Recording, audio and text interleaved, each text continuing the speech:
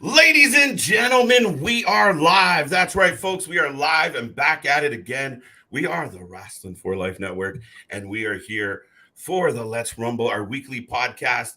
And as you can see, we got a very, very special guest. Man's going to be bringing the heat for a little while here today. Let him tell everyone out there his story. We'll get through a lot of fun stuff, and do keep in mind we got the Rumble coming up as well, where we dive into some of the hot topics and hot takes in wrestling, folks. But with that being said, we're gonna have a great Thursday night. Let's go.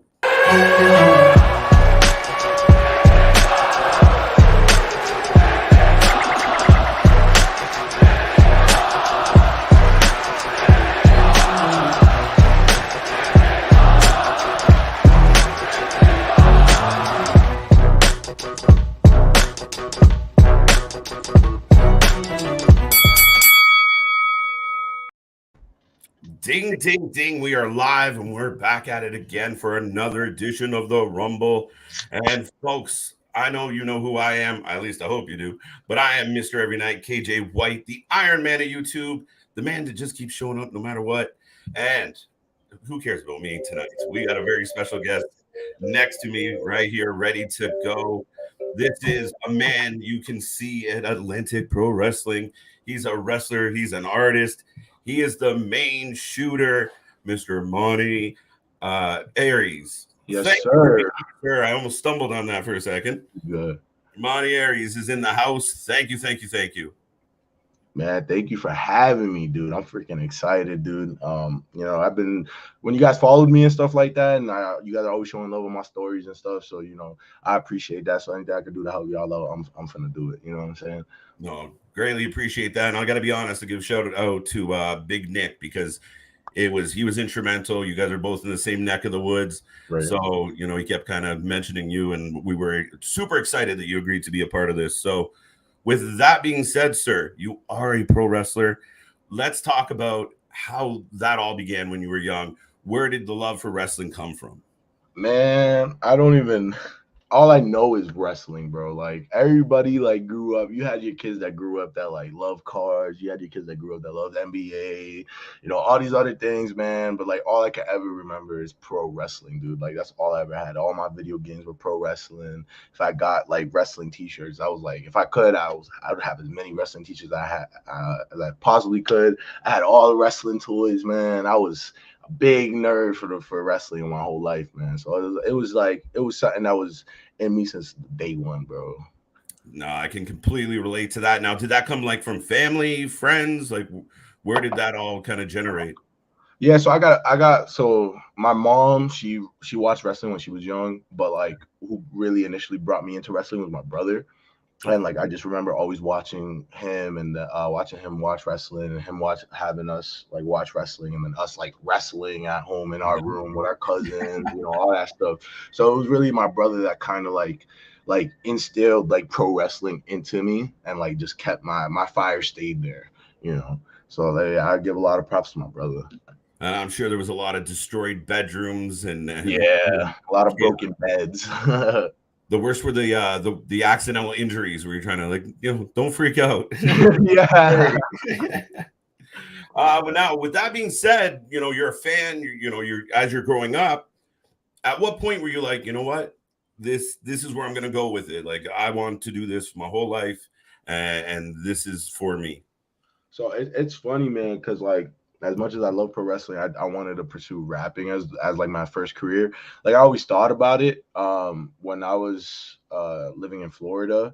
It never really came to mind because that's when I started my music. But then when I came out here and I moved back out here, I was looking into it when I was maybe 19 or 20. I saw I heard of New England Pro Wrestling Academy at the time. I was thinking about it, saw the prices, wasn't sure. Ended up I think I did a trial run, gave it a couple months, ended up getting a good job, and then it was the pandemic that really really made it for me. When I saw how serious things were getting with the pandemic, I was just you know what, dude, I can't freaking wait no more. I just gotta try it. You know what I'm saying? What's the worst that could happen? I find out that I'm not good, and I find out that I can't do it. Then all right, cool. At least I said I tried. You know, so it was really like 2020, like when COVID really first hit, that really like sat with me. That was like, all right, let me just freaking send it, dude, and see what happens. No, it's so funny because I've done several interviews, and we've talked to a lot of up and comers, and they all had the kind of a similar story of like the pandemic hit, made them start looking inwards. It's kind of how I ended up on YouTube as well. It's Right. this funny thing where like it really kind of gave everyone that sense of I got to go for it. I got to do something. Heck yeah, dude. Heck yeah. And then yeah, so then like I think when things started clearing up a little more, like during the pandemic, that's when I like really like looked into it. I reached out to I started at New England Pro Wrestling Academy, out in Andover. And so then we went around there. I was there for about like 3 to 4 months. Um, and then I was doing decent. But then like personal issues came upon my life, and then I had to take a break for a while. I was in like dark place, you know, in a sense. And like, you know, I was debating on whether or not it was really for me. I had people telling me like, yo, stick to it, stick with it, and watch what's gonna happen. And then like I was in my head, but I give a big shout out to MSP. They're a good tag team out from Maine and stuff. And I remember I'll never forget, man, like I was on Twitter. I reached out to them, and I just like, because they had made a post on Twitter like, yo, if you guys need an ear or whatever, blah blah blah, like don't be afraid to reach out. So I was like, you know what, let me just freaking send it, dude. And I sent it, and like I'll never forget like the message that they wrote back. And it really like stuck with me. And like that's like honestly what like kept me motivated. And then when I ended up like getting a better job and again and stuff like that, I ended up finding Next Gen. So I wanted to go back to New England Pro Wrestling Academy, but I just it was just financially, bro. I just couldn't do it. Yep. Then I started at Next Gen when I was over there. As soon as I walked in that John, bro, I was like, yeah, this is where I gotta be. You know what I'm saying? Because my mindset was I understand most of the basics. Mm-hmm.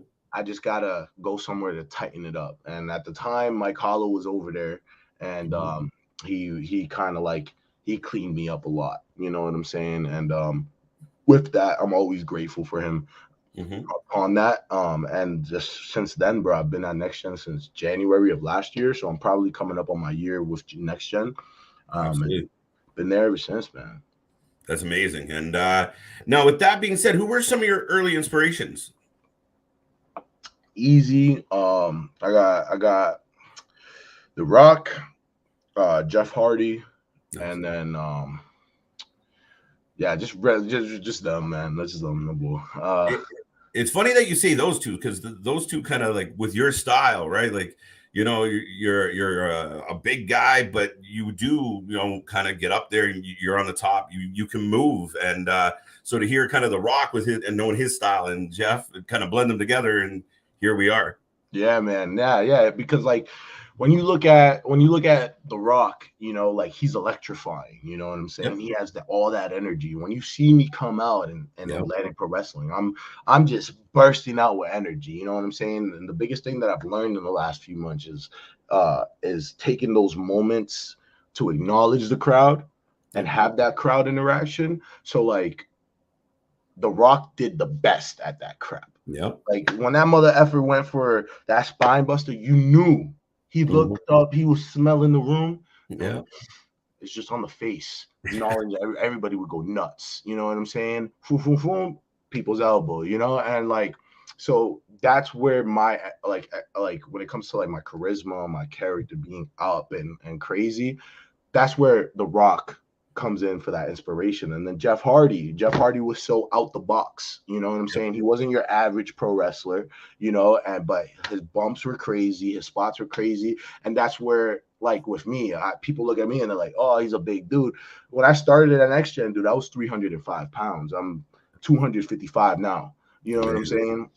And with that, everybody wanted me to work big man. And I freaking, I hate it. You know what I'm saying? Because I don't want to be that, you know, like I want to show, I know what I can do. And I want to show that, yeah, even though I'm a big man, I can hang with somebody like a Cassius Hall or, you know, or a Kid V, somebody that can move it. You know what I'm saying? And like when people see me do certain moves, they're like, holy crap, like, that's what I want, you know. And Jeff Hardy was always out the box. He always did stuff that would like you wouldn't expect. So that's where like my biggest inspiration from him, on top of like the colored hair and the tattoos, you know what I'm saying? Right. It was just the biggest thing. And then Jeff Hardy, he made his own music too. So like it's a weird little, you know, thing of inspiration for me, man. It all ties together. It all ties Yeah, together. man. No, Right. no bull. I like it. I like it a lot. But now you get into the training, you're addicted. You're like, I really want to do this. I'm loving it. What was your first match like? Holy crap, dude. I'll never forget. So like big shout out to Congo, Wildman Congo. I'm not sure if you're aware of like what happened to him recently in the last few I'm months. actually not. Yeah, so like in the last few months, homie had a stroke. And yeah, so like he's out of commission right now, but he's working hard to come back. And you know, I owe a lot of my first match to Sonny Goodspeed too. I know a lot of people don't really, you know, aren't really fond of the dude right now, and that's unfortunate. But you know, he saw me and he knew that putting me with him, he saw that I was ready. You know, Sonny gave me my first pair of wrestling boots, so Nice. it was just like when I was leading up to it, I felt like I was somewhat ready, but not really. But I always thrived in environments that put pressure on me.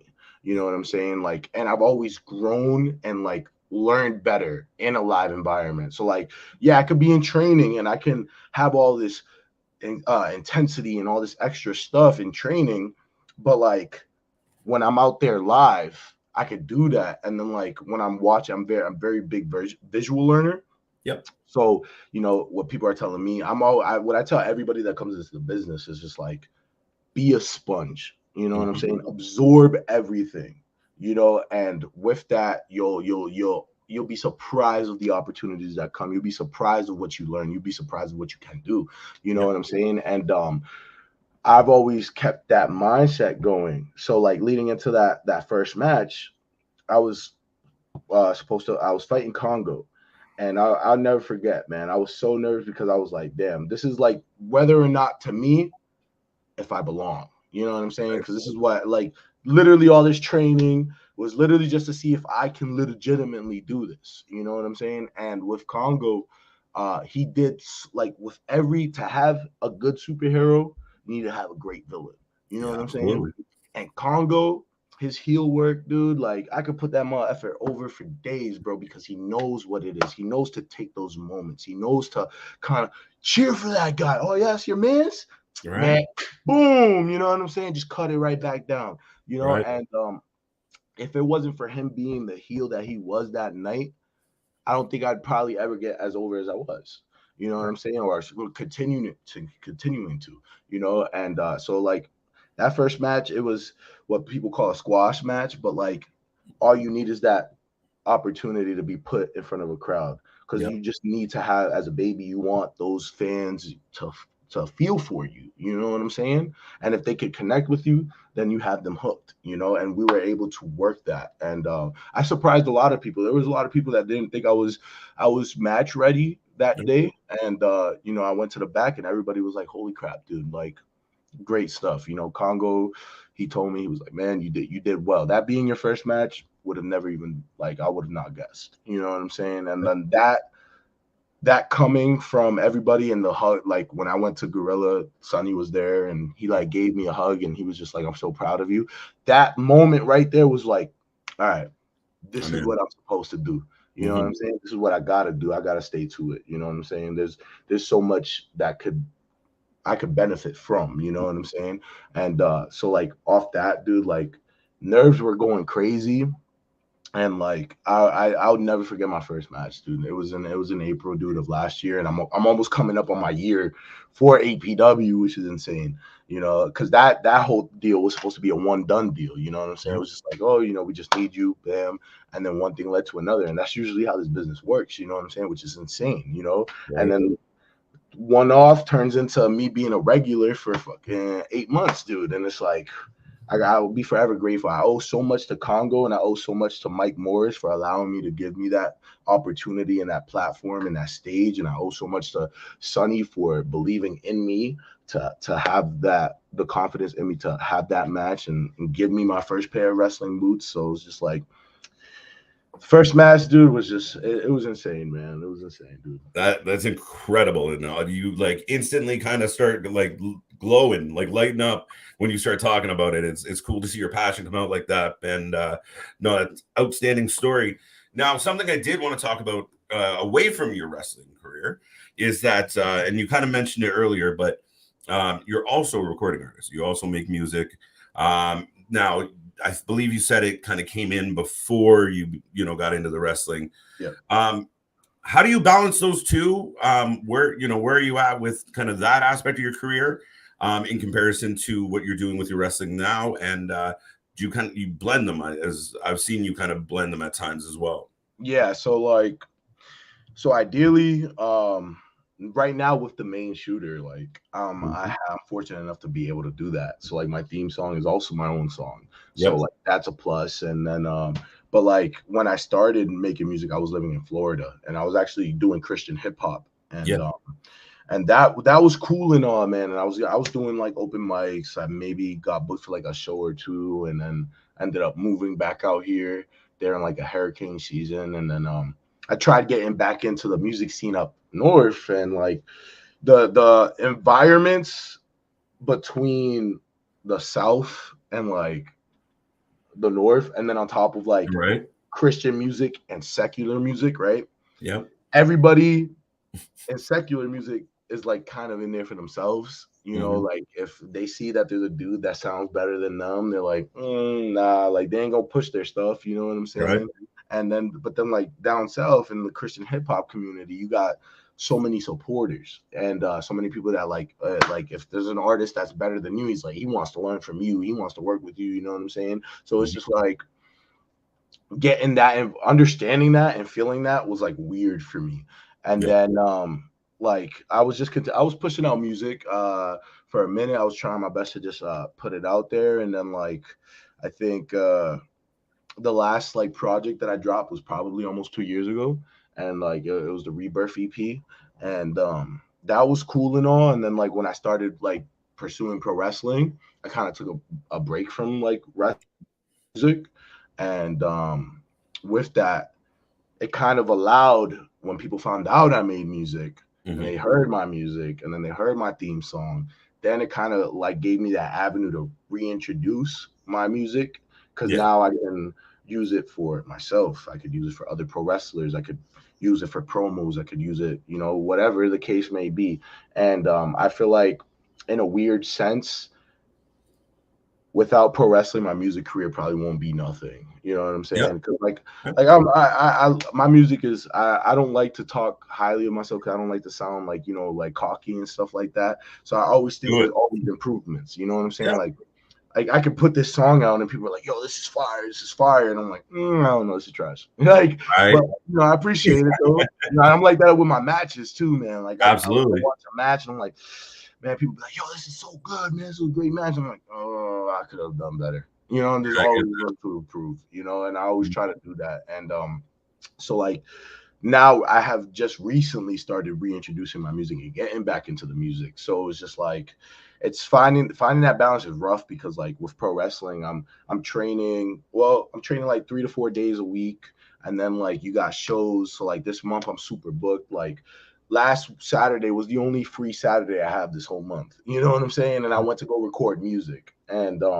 so like it's finding that balance because I'll be so tired. I got the 9 to 5, and then like after that, going straight to training. And after that, my body's hurting. I want to just relax and chill, and I'm not that motivated to just sit down and write. And so like right now, I'm currently finding that balance between the two, Yep. and just you know hoping that like with pro wrestling, my music could create an avenue. You know what I'm saying? Because like Absolutely. my biggest thing when I made music was create. Like I don't like to make music that's mainstream right now. You know, you got all these rappers and their mothers talking about, yeah, we pulling up to the club, we gonna F this chick, we gonna do all this stuff. You know what I'm saying? I don't like that, man. I got relatable tatted on me. You know what I'm Yep. saying? I stand by that. I want music. Music is great. All that type of music, that's cool for people. You know what I'm saying? That's cool for the now.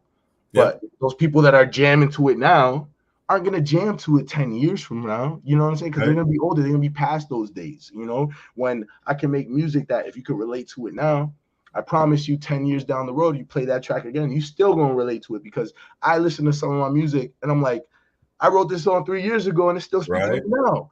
And I'm like, holy crap, you know? So it's like, if you can relate, you create that connection. And that's all I want to do is like create that connection, create an avenue for people to separate themselves if they need to. You know what I'm saying? Yeah. And that's my biggest thing with my music. And I No. want to do the same thing with my pro wrestling as well, man. So, you know, Yeah, no, and like I said, I saw, somebody like you'll cut in and you'll kind of be recording and stuff. So I mean, it kind of ties into that, who you are as a wrestler as well. It kind of gives you that authentic because you're actually doing it. It's not just, a gimmick. It's who you are in a nutshell. So it's amazing. man, I appreciate that, man. Now that being said, you have a lot going on, but the one thing I did want to talk about that I thought was really inspiring and really cool is the youth work you're doing, the youth programs. You kind of let the fans know at home, what that's all about and how it's going. Yeah, man. I think so.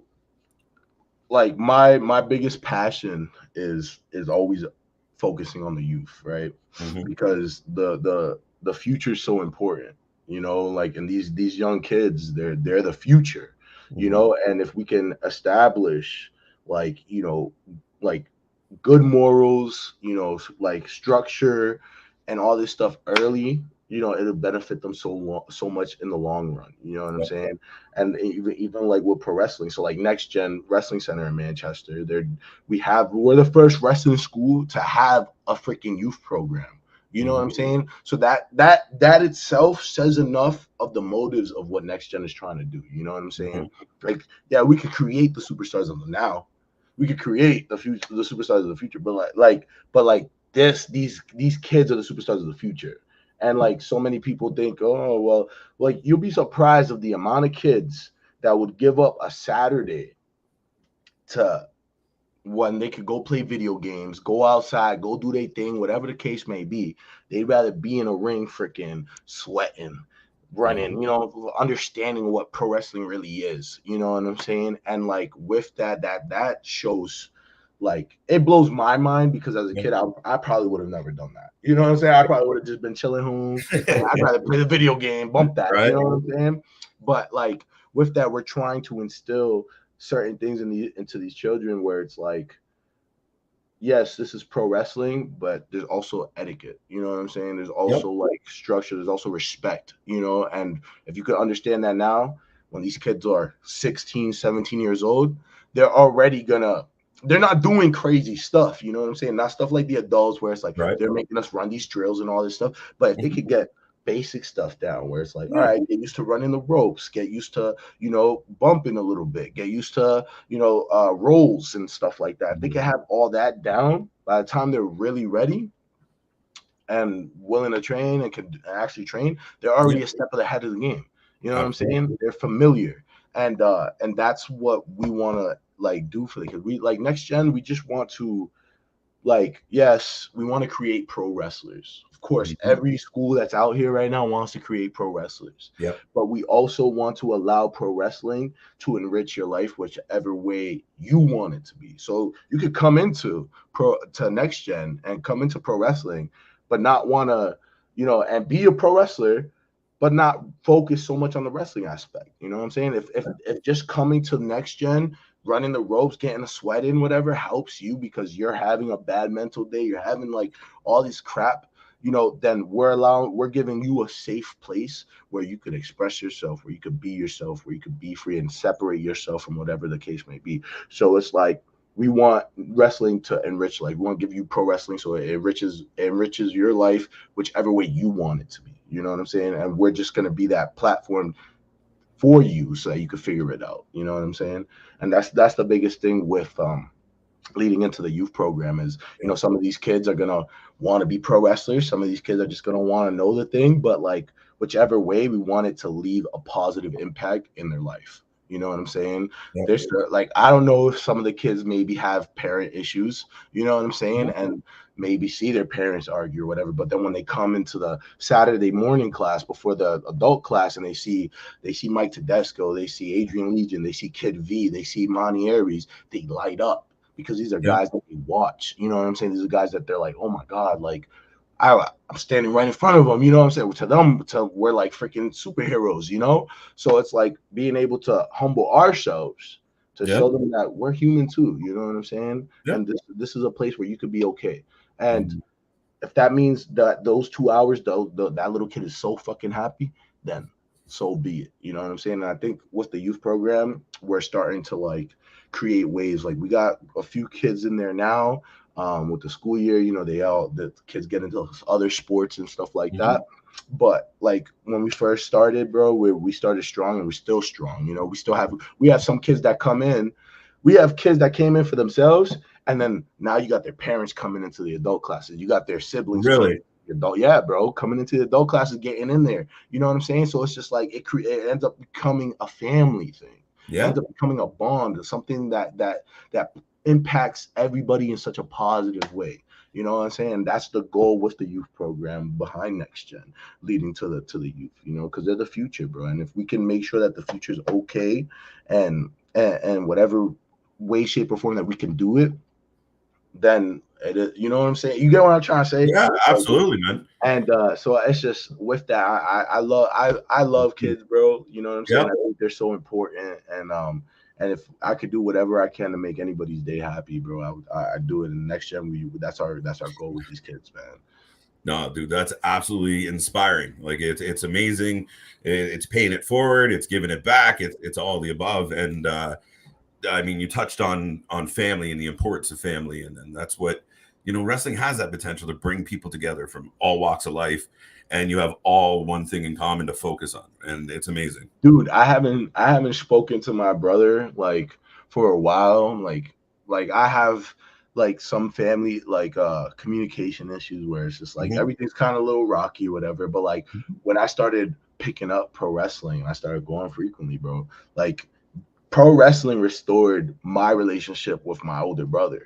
You know what I'm saying? Now I get to see my nephews. You know what I'm saying? My nephews get Mhm. to come to these shows, see their uncle wrestle. You know what I'm saying? They get to go to school and be like, "Yo, my uncle's a wrestler." Da da da. You know what I'm saying? Stuff like that, and like having the like, it's crazy what pro wrestling can do. You know what I'm saying? It's way more than what people honestly like see it to be, bro. And it's just Mhm. insane. No, it's really beyond that, and I mean, it's amazing that you.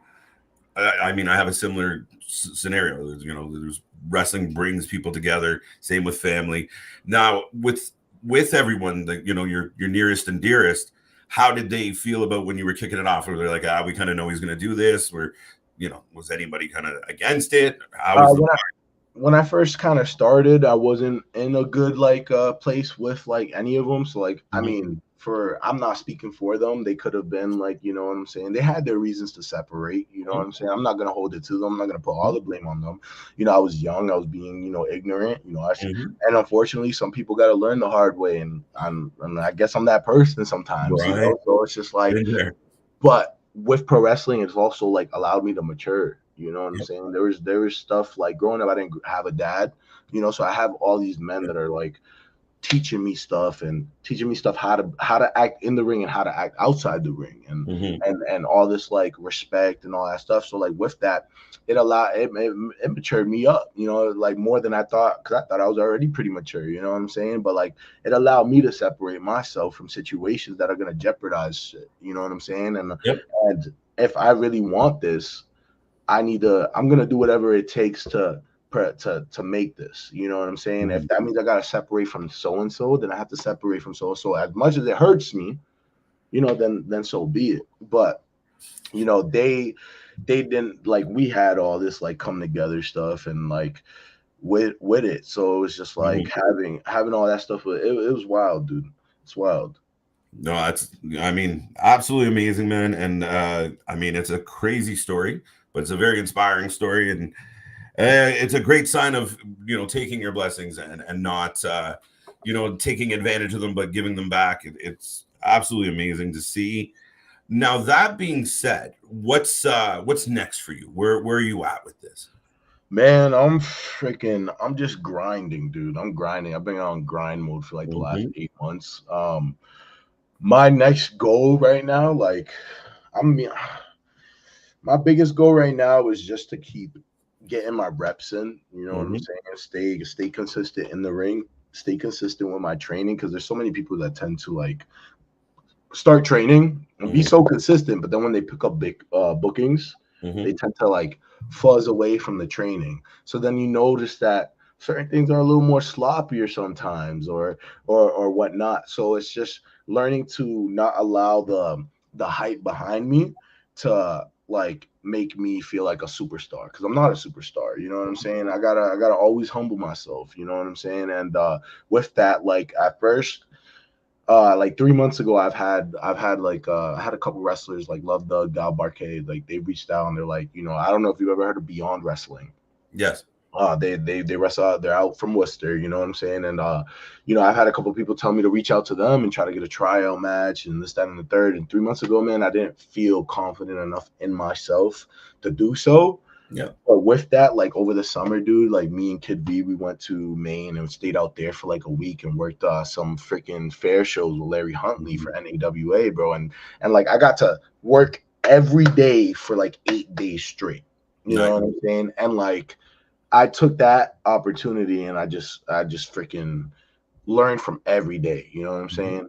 Everything that Larry could tell me, take whatever he tells me, put my own little twist on it. Take whatever, you know, anybody tells me, take that little twist on it. So with that, now my goal moving forward, I'm feeling more confident in myself to want to get a Beyond tryout. So that, like, honestly, to answer that question, my next goal right now is to work Beyond. And because with that, you know, there's so many names that work Beyond. There's so many names that came from Beyond and went beyond. You know what I'm saying? Right. You know, so it was just like it's like their online presence is strong. Yep. Their house, like their local presence is strong. And I know that if given the opportunity, I can do it. You know what I'm saying? So right now, my goal right now is just to pop up over there, get some reps over there. But I'm like, I'm always staying hungry. You know what I'm saying? I get one goal, I'm figuring out the next one immediately. You know what I'm saying? That way I don't stay stagnant or complacent or whatever. So yeah, right now my next goal is just to work Beyond, continue to get those reps in, continue to get my name around, and show everybody that like Monty Ariez, the main shooter, is like all to play with. You know what I'm saying? Like I'm gonna make moves and strides. You know what I'm saying? I'm gonna differentiate myself from every other professional indie guy that's out here right now. You know what I'm saying? And I'm gonna do whatever it takes. I'm a student of the game, bro, and that's just what it is. You know. So yeah, that's pretty much the answer to that question. It's just moving forward. You know, I want to get on Beyond, man. I'm working towards that. There you go. That's perfect. That's perfect. Real quick, we got to address Kid V. Like we can't. You mentioned it a couple times. Complimenting the beards, but big shout out to Kid V and thank you for tuning into the stream. Yeah, man. Yeah, man. Kid V, man. I owe a lot to Kid V, dude, and like that man right there, dude. Like I've always said to myself, like years ago, I was like, man, all I need is just that one person to like fucking believe in me, bro. You know what I'm saying? And like V was that guy, you know, and like I haven't like known him like for a year, but like I feel like I've known him my whole life already, dude. And like, you know, for the shit that he's done for me, that most of like people that I've known for years probably never do, you know. And like he's the most humblest motherfucker I've ever met, dude. And like I owe so much to him. Like right now, dude, I ain't even gonna lie, bro. Like a bro would probably be homeless right now, you know what I'm saying? Like I'd be struggling type stuff, but like V wasn't having that, you know what I'm saying? Yeah. Like he saw the potential in me. He wasn't gonna let that die, you know. And like that's having that one person. All you need is that one person to freaking believe in. And like V was that guy for me. I joke around. I say like he's like the angel that I needed. You know what I'm saying? Right. And it's just like I love that dude to death, bro. That's my brother. You know what I'm saying? That's my brother till the day I die. You know? Right. So, man, that dude's good, and he's New England champion right now in APW. Yeah. So I'm fucking proud of him, and he's still making his strides. His goal right now is to, you know, wrestle in every state of New England while he's New England champion, and nice. And so far he's knocking off those goals, man. And like we're just trying to stay grinding. We keep each other hungry, you know. Like when I start fading, I get in my head, he's there, and he's like, "Monty, you need to get the hell out your head." And then when he's in his head, I'm like, "Yo, V, you need that. We got work to do." You know what I'm saying? And we just meshed, dude. I could talk about V all day in the crowd. No, that's awesome, man. Now just to take it from there, if somebody who hasn't seen you yet asked, who is Manny Ariez, what would you say as far as what could they expect when they walk in the door and you're there in the ring? Intensity, and that's really it, dude. Just intensity. I bring it, dude. I bring it. Like there's so many, like, I don't even mean to like talk crap on other people, but there's so many guys that I see that want to come out and like want to be a cool baby, and they're quiet and they doing their thing. Then you got those heels that are coming out and they're just quiet. They're a big tough guy, but it's like, nah, bro. Me, as soon as I pop out that curtain, I'm screaming, oh, get with me. You know what I'm saying? Right. We're live, baby. This is the main shooter, And so the biggest thing I tell anybody, just expect intensity and expect to have a good time, bro, because you're gonna be yelling yes sir by the end of the night. I promise. You know what I'm saying? No, that's accurate from what I've seen, folks. So yeah, go check them out. But now, as we kind of wind this down, I was just curious if there was a couple pieces of advice that you give to young upstarts. And I know you mentioned a couple things already, but what are some of the lessons that you've learned that you can pass on to anyone out there that wants to try this? Don't beat yourself up. You know what I'm saying? There's so many times where like things aren't gonna connect, because the way that pro wrestling is, it's complete opposite of what we grow up to do.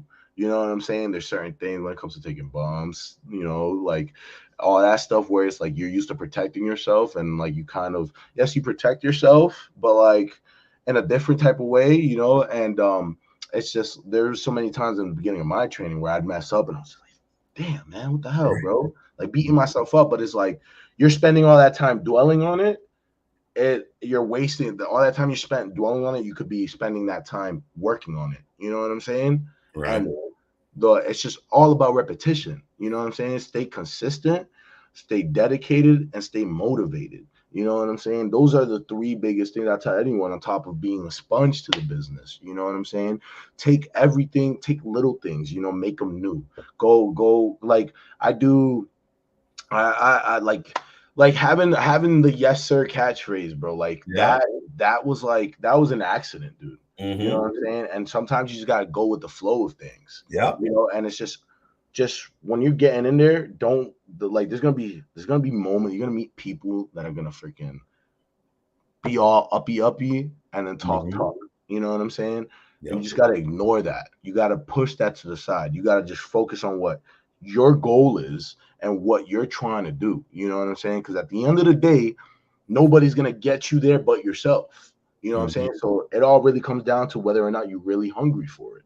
And then when you have to come face to face with certain moments like that, those are the moments that kind of challenge your hunger, that challenge your drive. So don't allow the freaking stupid politics of the business to affect you mentally. You know what I'm saying? Mm-hmm. So that's probably the biggest advice I give to any cats that want to, start up and stuff, and it's going to hurt, It's going to hurt. It's going to hurt a lot, dude. And it's just, but you'll get through it, and like the love for the business is worth the reactions, being able to connect with the youngins, with crowds, with other people, like that connection, those moments of people coming up to you like, man, you should have won, or man, you're so good. Like, those are the moments that you live for. Those are the moments that make you feel good. You know what I'm saying? That's like, all right, all this training, these sleepless, these freaking sweaty nights, all this freaking knee or whatever.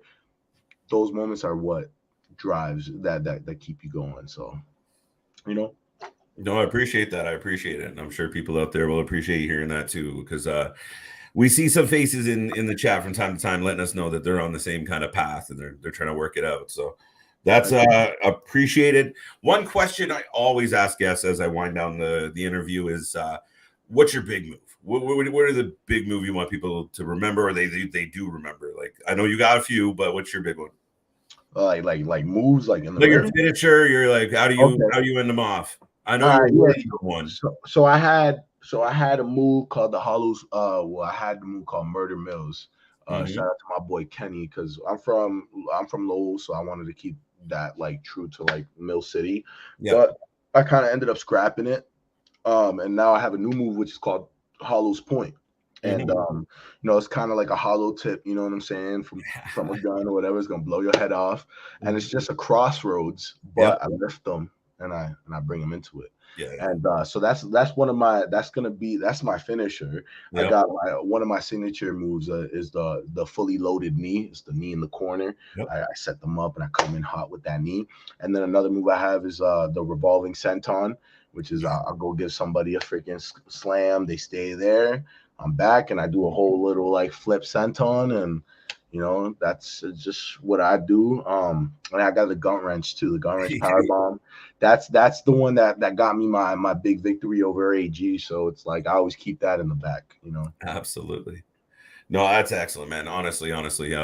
But now before we leave here today, I did kind of come up with something, because your catchphrase, or one of your catchphrases, is "Yes, sir," as we can see behind you. Yes, sir. So I thought it'd be fun to kind of go through some things, some topics, and you can just give us a yes, sir, no, sir. If you want to give us a quick collaboration, you can. But we'll kind of rapid fire these. So, you in? You're good to go? Yeah, let's do it. I like it. So, yes, sir, no, sir, on the Boston Red Sox. Yes, sir. All right, dude. Yes, sir, no, sir, on Mr. John Cena. 5 years ago, no, sir. Now, okay. you changed.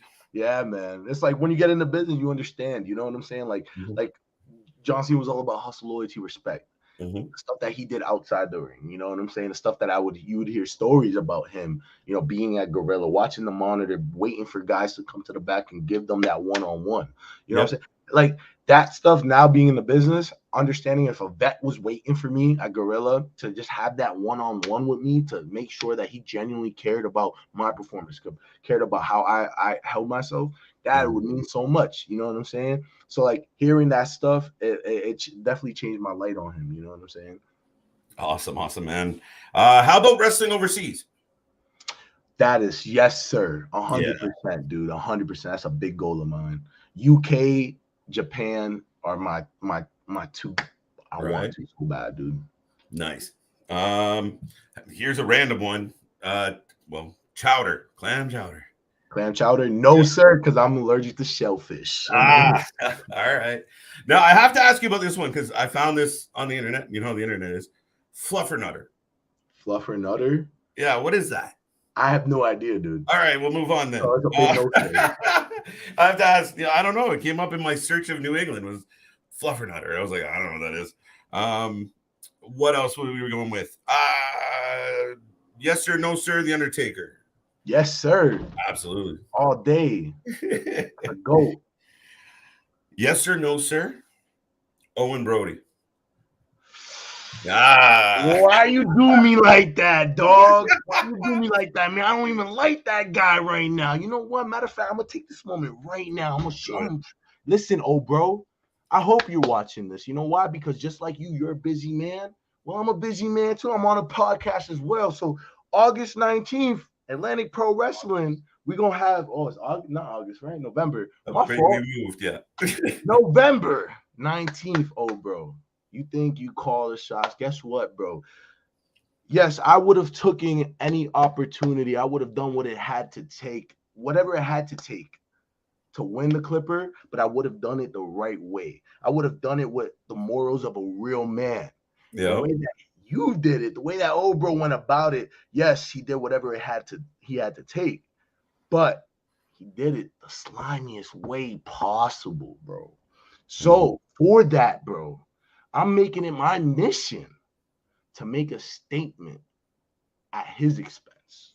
So when we had that grudge match, like I said online, man, I have a hollow point waiting with his name on it, dog. Yes, sir, bro. Yes, sir. Can't wait for that. And I had to do it. Last but not least, APW Gold. Gold? Yes, sir. Yeah. Yes, sir. That's the goal, man. That's the goal. I'll be you know, that having a title in this business is so huge, because that means that promoter is putting their trust in you. You know what I'm saying? So I've been grinding, and old bro took that opportunity for the cash and carry contract. But I promise you, 2023 is going to be the year of the main shooter. It's going to be the year of the neighborhood. And I promise you, at some point, 2023, you want to see a title in my hands. There you And go. that's a fact. That's a fact. It's making a promise, folks. You know what I'm saying? That's the goal, man. You just gotta work hard, bro. I'm working hard. That's amazing, man. And I have no doubt that 2023 is going to be a big year for you. And I know you've been working hard at it. So we look forward to it. I guess the last yes, sir, no, sir is you got to come back and let us know how your journey is going. Of course, yes, sir, man. You have me anytime y'all want, dog. You know what I'm saying? I'm big on just helping each other grow, man. Like y'all are growing. You guys continue to grow. You know what I'm saying? So whatever I can do to help y'all, I'm finna do it. You know what I'm saying? And just for this opportunity to have me on here is just amazing, man. So like, it means a lot, dude. So best believe that whenever y'all need an extra guy, you hit my line, bro. Hit my line all day.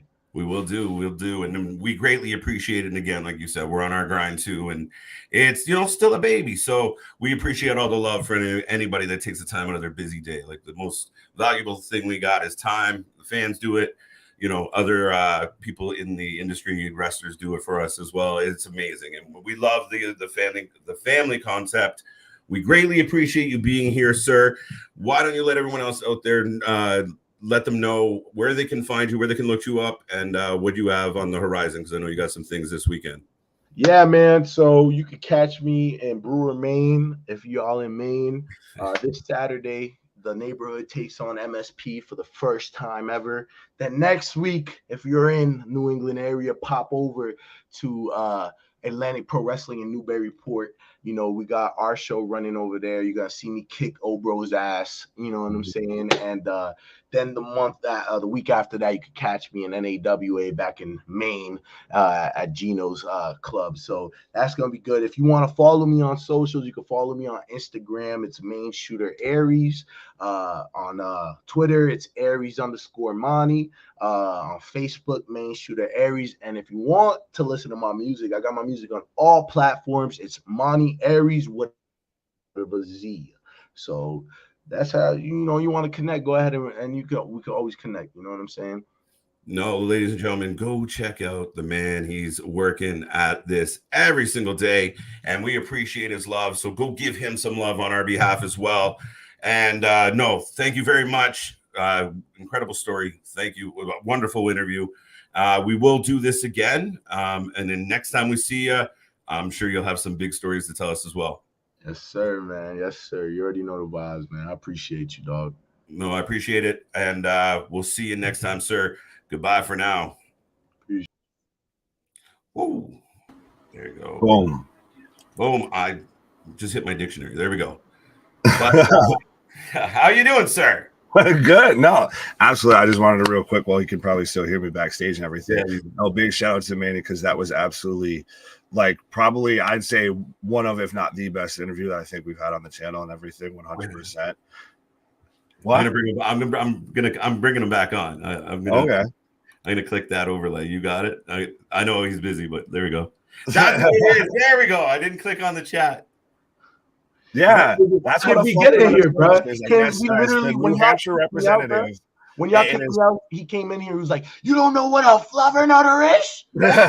So I mean, if y'all want, he could explain it, I guess. It's the peanut butter and fluff sandwich, man. Put it on. Yeah, it's the most Caucasian of all sandwiches. Better than fluff and peanut butter on white bread. Yeah. Yo, I'll man. leave you guys. Yo, Big Nick, Oh. I'm gonna tell you right now, I appreciate what you just said, man. You know what I'm saying? That means a lot, bro. So like, oh no, absolutely. I was literally watching the whole thing. I was sitting here fucking goosebumps and all that. right on, dude. Yeah, no, 100%. I felt every word you said, my dude. Thank you, man. No, once again, sir, we appreciate you. Have yourself a wonderful night and go Y'all kick some too, ass this man. weekend. Y'all too. Boop. Beauty. Well, sir, ladies and gentlemen, we are going to get into the Rumble. and we were going to talk some wrestling real quick. Once again, Manny Ariez, big shout out. That was a lot of fun. So, folks, don't go anywhere. We're going to debate some wrestling. Yeah, we still got to talk some shit. We're going to talk some shit, and then we're going to go home. The niceties out of the way and everything. Again, big shout out to Manny, but now it's time to talk some shit. Right, talk we got that talk. Feel good. There we go, folks. Let's go again.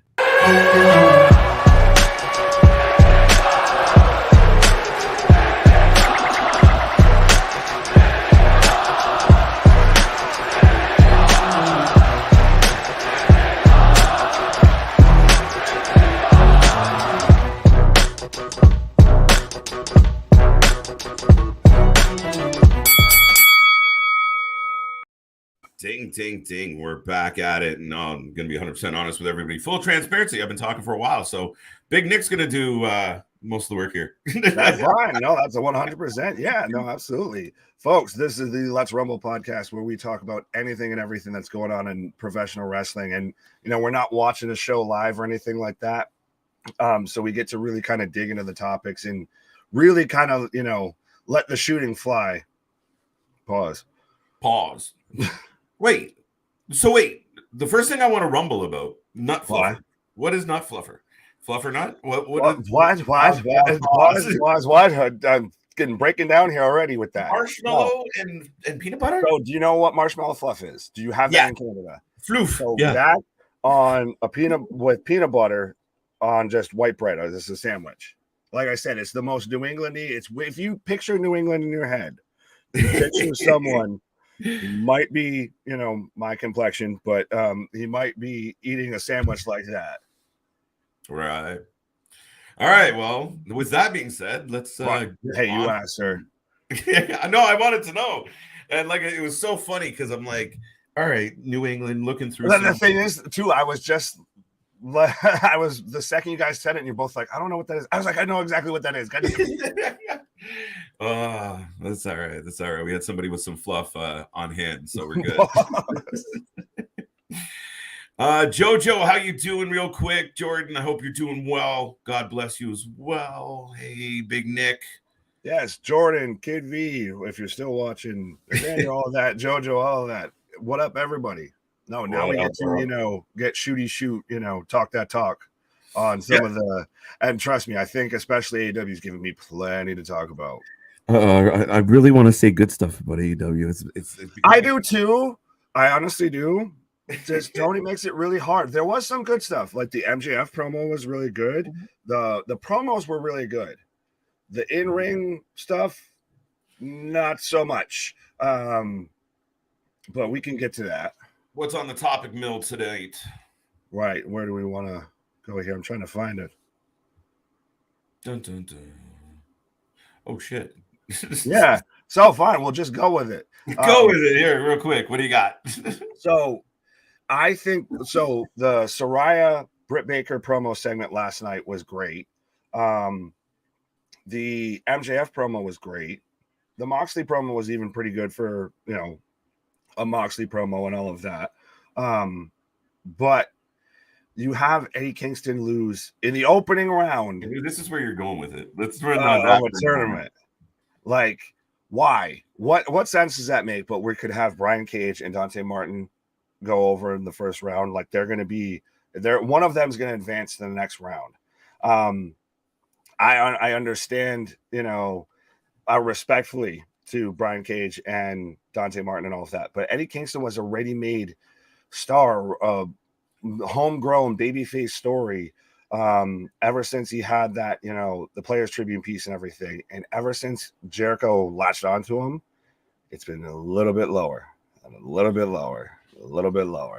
And I mean, granted, if you're going to go out taking a razor's edge off the top rope is a hell of a way if you're going to go out looking at the lights. But still, my boy Eddie, look, I feel like the Godfather. Look what they've done to my boy.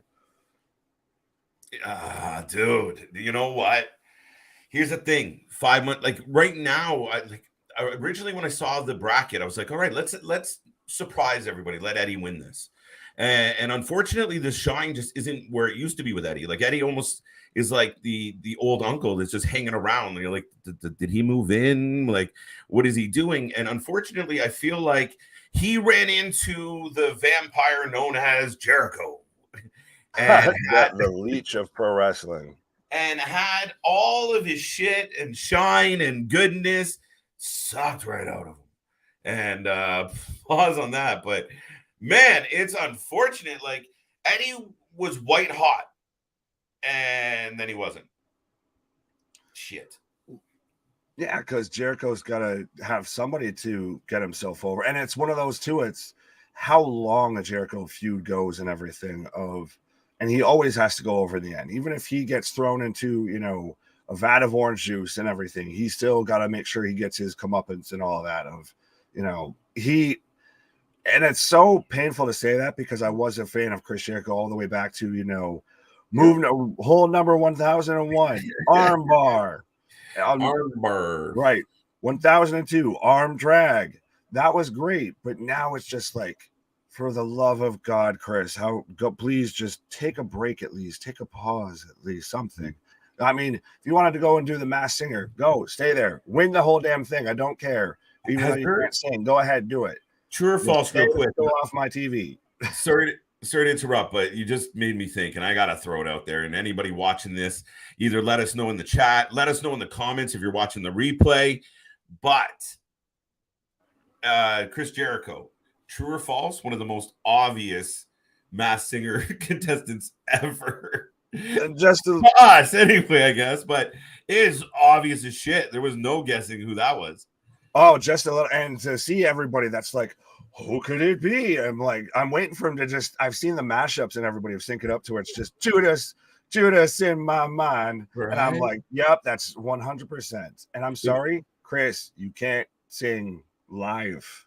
No. Well, no. I've seen people in karaoke bars do better.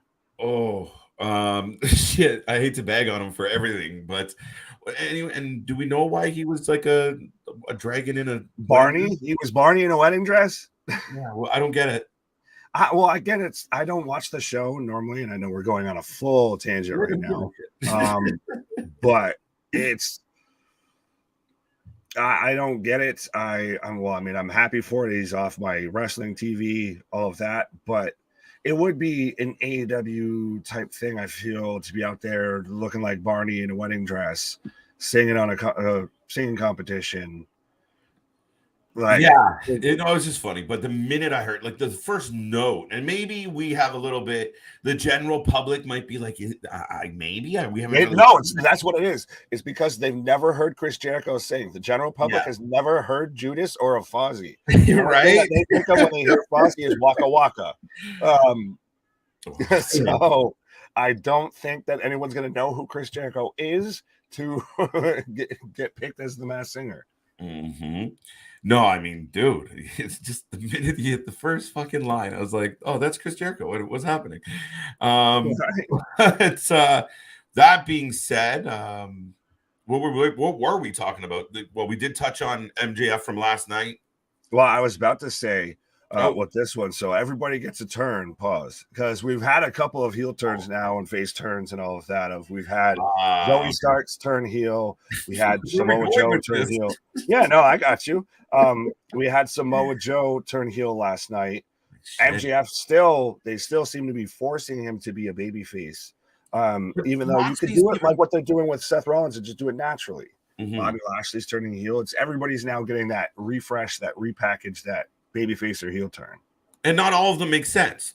I will start with Bobby Lashley. I think that makes complete sense because he struggles as a charismatic babyface. Right. This run now was one of his better ones, I thought, as far as getting over just talking on his own as a happy-go-lucky guy. Yeah, absolutely. Well, and I don't even know if he has to go, I guess, fully heel. Mm-hmm. Because I think they could work it to where Brock's kind of more the babyface, but still kind of it's Brock Lesnar versus Bobby could be more of a heel. Like I hear the rumors and I know everybody's talking about how he wants to bring back the Hurt Business. We all want that. We all want that. Everybody wants that. Christ, just even add Omos for it, for the fuck's sake. Well, Yeah, take that I'm as good with that. a bonus gift. That's the prize in the cereal box. But big fucking prize. Bigger than the cereal box. Right. But I do like that at least, though, we're seeing that edge again from Bobby, and we're probably leading to, I believe, a third match out of this, which I'm hoping is going to be at WrestleMania. But you think they're going to stretch it out to March, eh? Well, I think they might both eliminate each other at the Royal Rumble, or one eliminates the other, and we get like that. Like, remember when Roman eliminated The Undertaker, and they just kind of had that moment where they just stared at each other? Yeah. And it set up to the match at Mania. I think we could get something like that.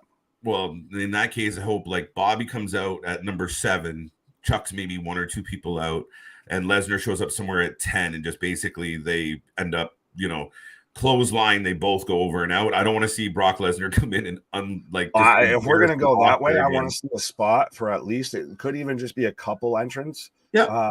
If you're, especially if you want to do the 30 man Royal Rumble, they just take turns of anything you can do, I can do better, just awesome. Fucking people out. I like that.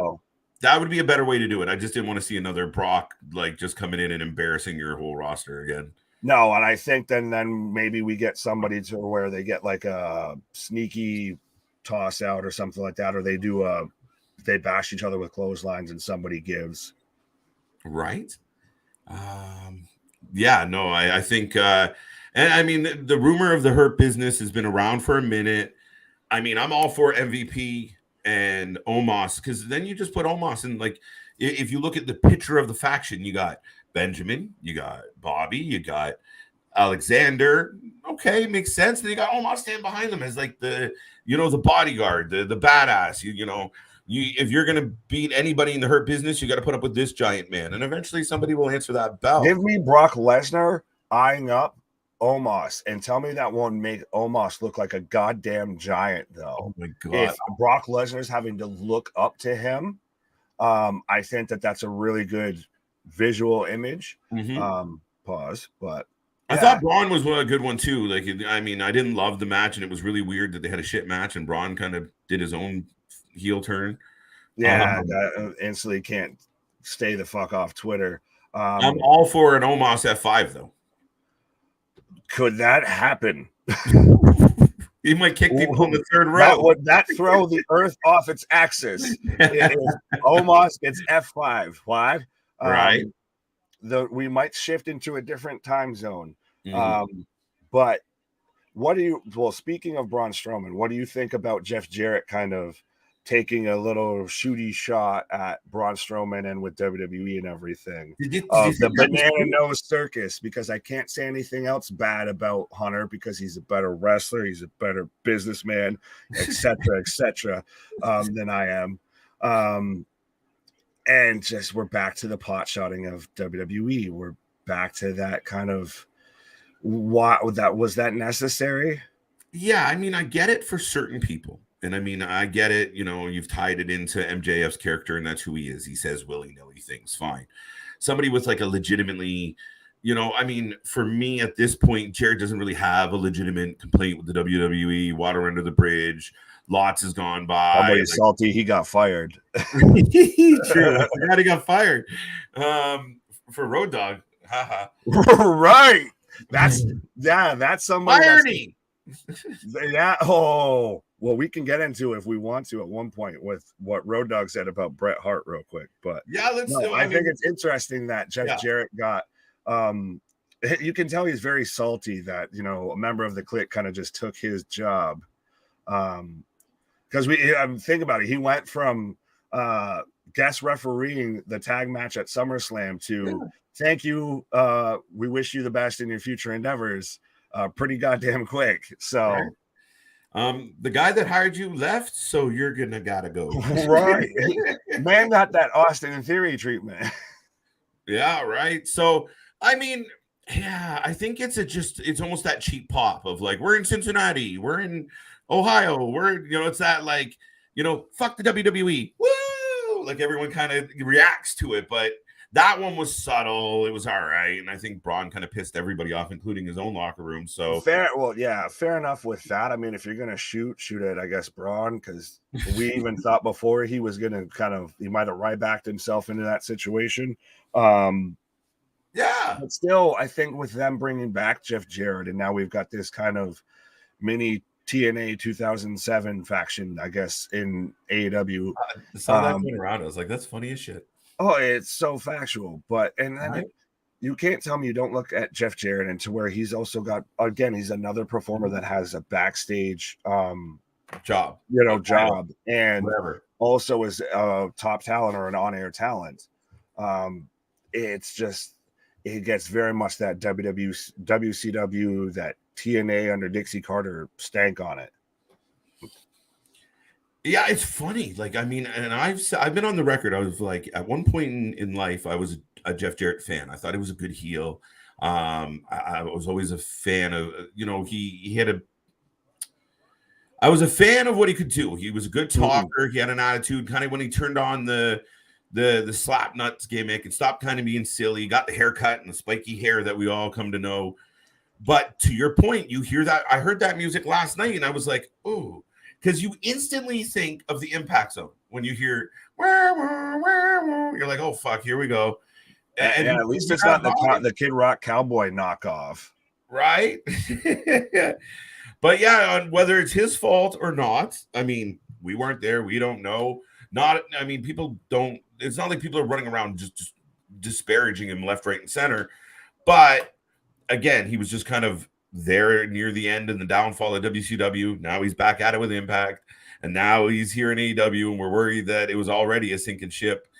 It's a bad sign. He might be like one of the signs of the apocalypse. Yeah, he's a bad omen.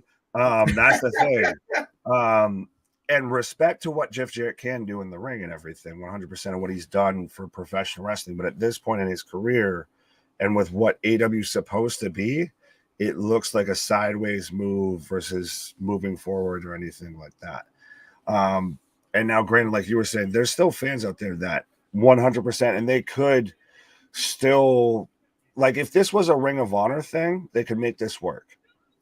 100%. I feel like this would work if they had a Ring of Honor television show, but because it's on their main primetime show, AEW Dynamite Rampage, whatever. No, God damn it. Dynamite Rampage? What? What? That it feels like it brings everything down a notch. A little bit. And I mean, I worried, and we kind of surmised a couple times of, because Triple H is kind of in the mix and doing his thing the way he's doing it, would this cause some like knee-jerk signings? Like, oh shit, the Kingdom, we better run and get them quick. Like, no offense to the Kingdom, they're great. I'm sure rumor is they had conversations with the WWE, but they're not exactly the marquee names you think companies are going to fight after. But now they're in a bit of an arms race, and so you'll see signings like Jeff Jarrett and other former WWE talent where, I mean, realistically, as a fan of AEW, I just want them to work on their core, their core everything, the core of their company, the core pieces of. Remember when they used to talk about the pillars? Like, who are the pillars of this show right now, other than Jericho? He's like the one giant prick-like pillar. But Pause. Right. So I just want to see them focus on kind of what they already have. Signings will come and go unless it's somebody you can't say no to that is really gonna. Like John Cena is available. Fucking sign him. Like, you're fine. Like, if it's not gonna be a big needle mover, you got people right now. How many times have Tony Khan said publicly, "Oh, I just don't have enough time for all my athletes." You do. Stop signing new ones. Your closet is full. Exactly. You have enough toys, Tony. You don't need to buy more. Yeah, and when you get when you get your fucking all your Legos and shit put together the way it is, and everything's in a nice, pretty picture and comfortable, and your room's clean. You still don't play with Miro, and you want to go out and get a Jeff Jarrett action figure. Yeah, amen. I got nothing. Miro's been sitting in your closet for 3 months now. Fucking hell, pretty much. He ends up right. Just ends up in the yard sale at the end of the month. Right. Back to your point of everybody gets a turn. You did kind of touch on the babyface one. Now you're a diehard MJF fan. I would say you're a diehard because you have a scar. Just a little bit, Now like you kind like of this just week's kind of promo, take part of my persona from him or anything like that. Why? right? But you said you like this week's promo, but you still feel like it's confusing. I think, well, to me, it's confusing in the way of with the Seth Rollins kind of almost face turn that we're getting now and especially more with this one, because I feel like they're shoving the babyface bit towards it more. I did like with this one that he's still he got on those digs at Moxley and everything. He still, it wasn't in front of a live audience, so he didn't, you couldn't fully tell whether they were cheering, what have you, all of that. But so he was able to still be kind of that prick. And it still just got him over. But instead, now we're going to, we've had that situation to where I'm going to do this the right way. That's the stuff that still to me makes it leaves that sour taste.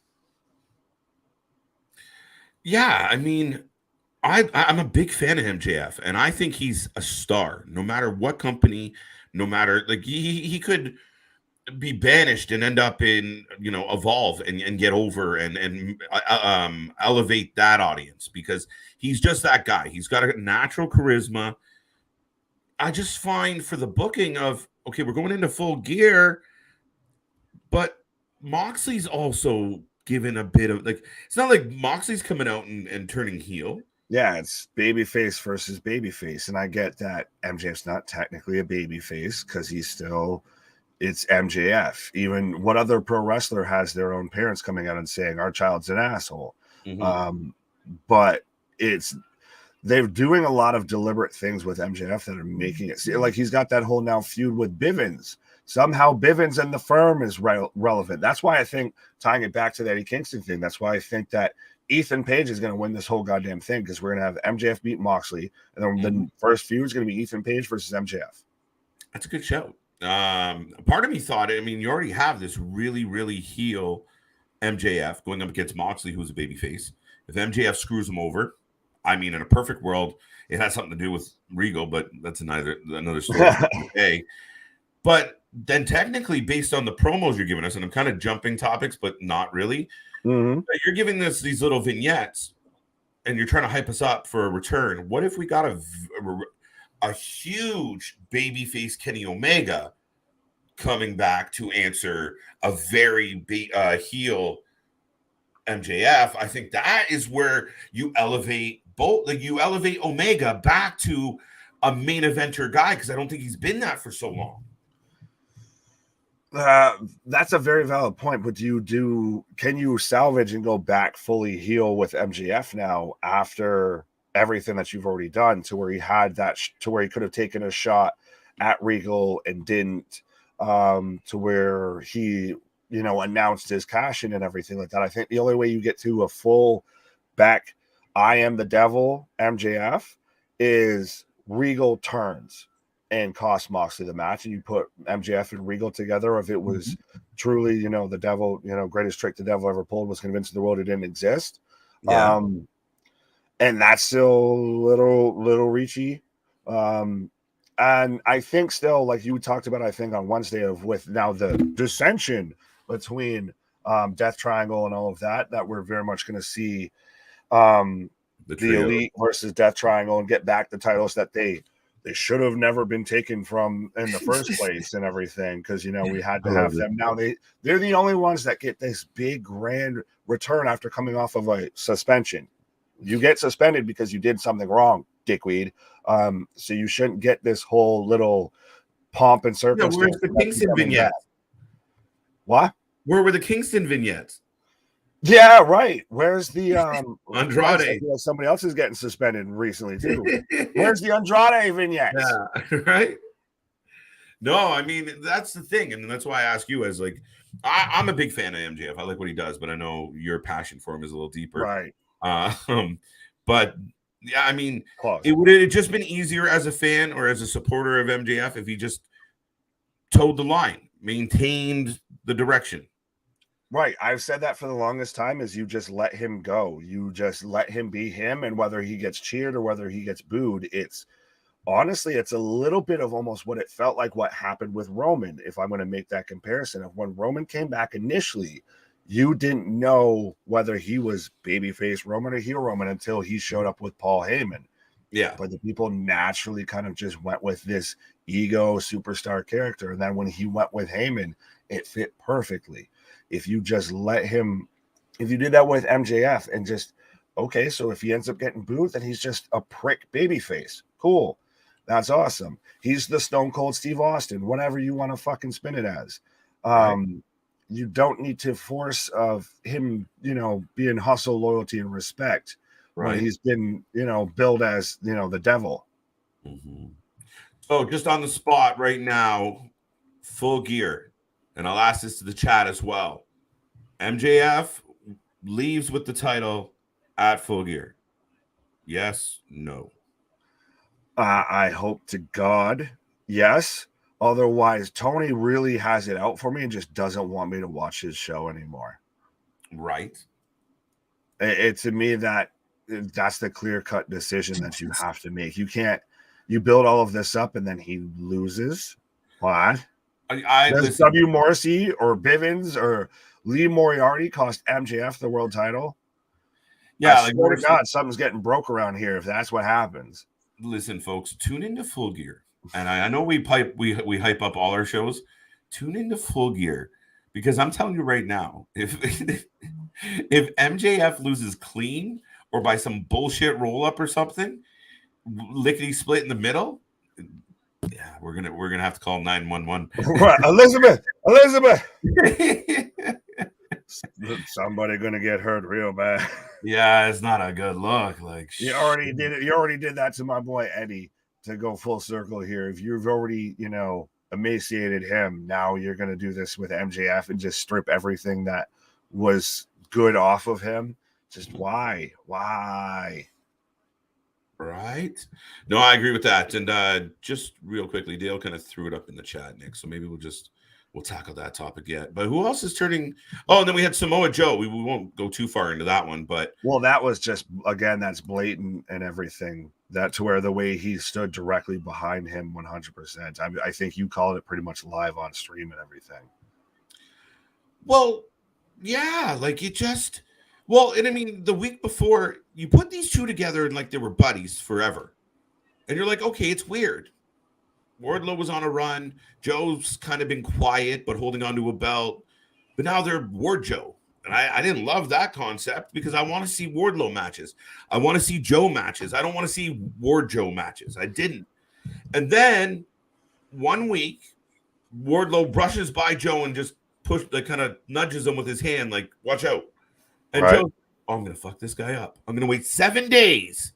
Oh, I saw people on Twitter and everything saying about how when Wardlow said that I'm going to win all the championships in AEW, or I'm out for all the championships in AEW, and then it's just Samoa Joe with the MJ gif of, and I took that personally.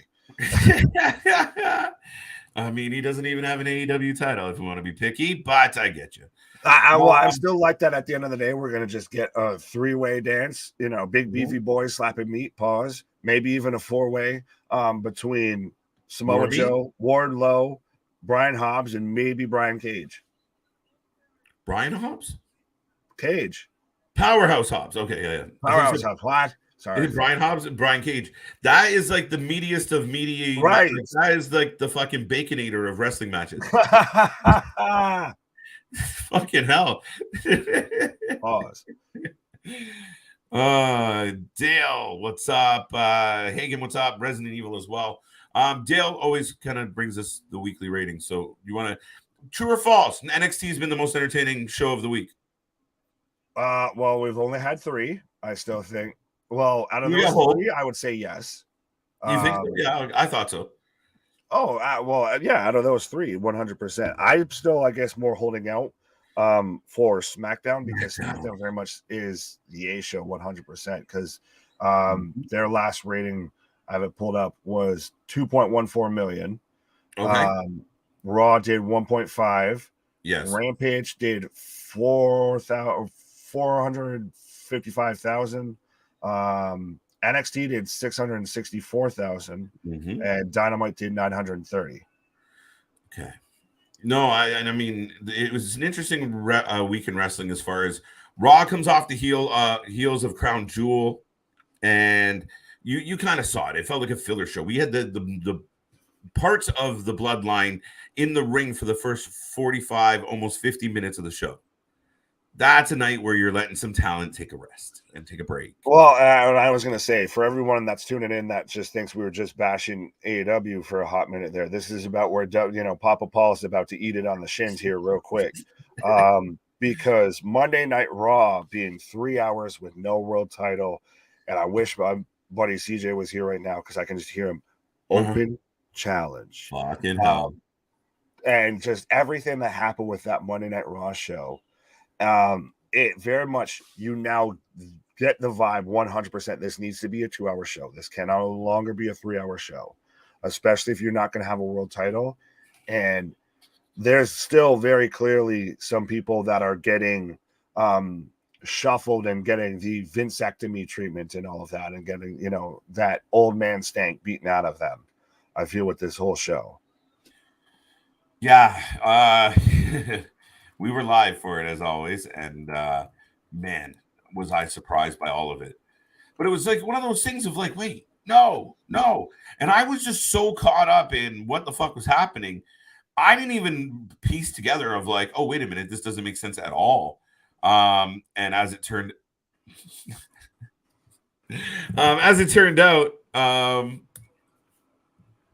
it was an open challenge. I'm gonna keep channeling CJ through me right now of open challenge. And then, well, like you were saying though, if we didn't, I was right there with you. If I didn't think anything at all of like, okay, so he's cashing in, cool. Granted, you don't even think that it's the mid-card title. It's an open challenge, so anyone could still come out. You fucking idiot. You didn't have to cash in and to challenge an open challenge. What? Mm-hmm. It's so damn ridiculous, and it's so. I know people are saying that it's still working Theory into a storyline and everything. Does anyone take Austin Theory serious at this point? No, and I will say this. I will. Maybe I'm being a pop-up. We all know how I feel about Triple H and Papa Paul apologist. That's a lot of I'm gonna be apologists to say. Apologist. A little bit, but today, no, but literally, now you have nowhere to go but up with Theory. Now I don't know what the plan is. Maybe the next thing we hear is Austin Theory has been released. I don't fucking know. However, he's a young talent. Austin Theory is all elite. Right. Well, I mean, something else became all elite this week. I think it was the 24/7 belt, but that's right. We'll get the rumor. But yeah, no, I mean, dude, he literally at this point, if he just goes away for a few weeks, we don't hear from him, we don't think about him, we just let him fade off. And when I say a few weeks, I mean like several. And then when he does return, you can begin his, rebirth. I literally think instead of doing what they did with this, Papa Paul should have booked him to cash in on Braun Breaker. That you took the words right out of my mouth there. I feel like you were 100% setting me up for that, because that's, to me, that's 100% the way that you fix this situation. If you don't want Austin Theory to be the Money in the Bank briefcase holder because Hunter didn't book it, then you have him, even if he loses to Braun, I feel like that's not as bad as losing in an open challenge for the mid-card title. Because even then, then maybe he just hangs around NXT and he gets that little bit of a refresh, that, time away from the main roster, to really come back, in a different light versus being the guy that stole the egg from Vince.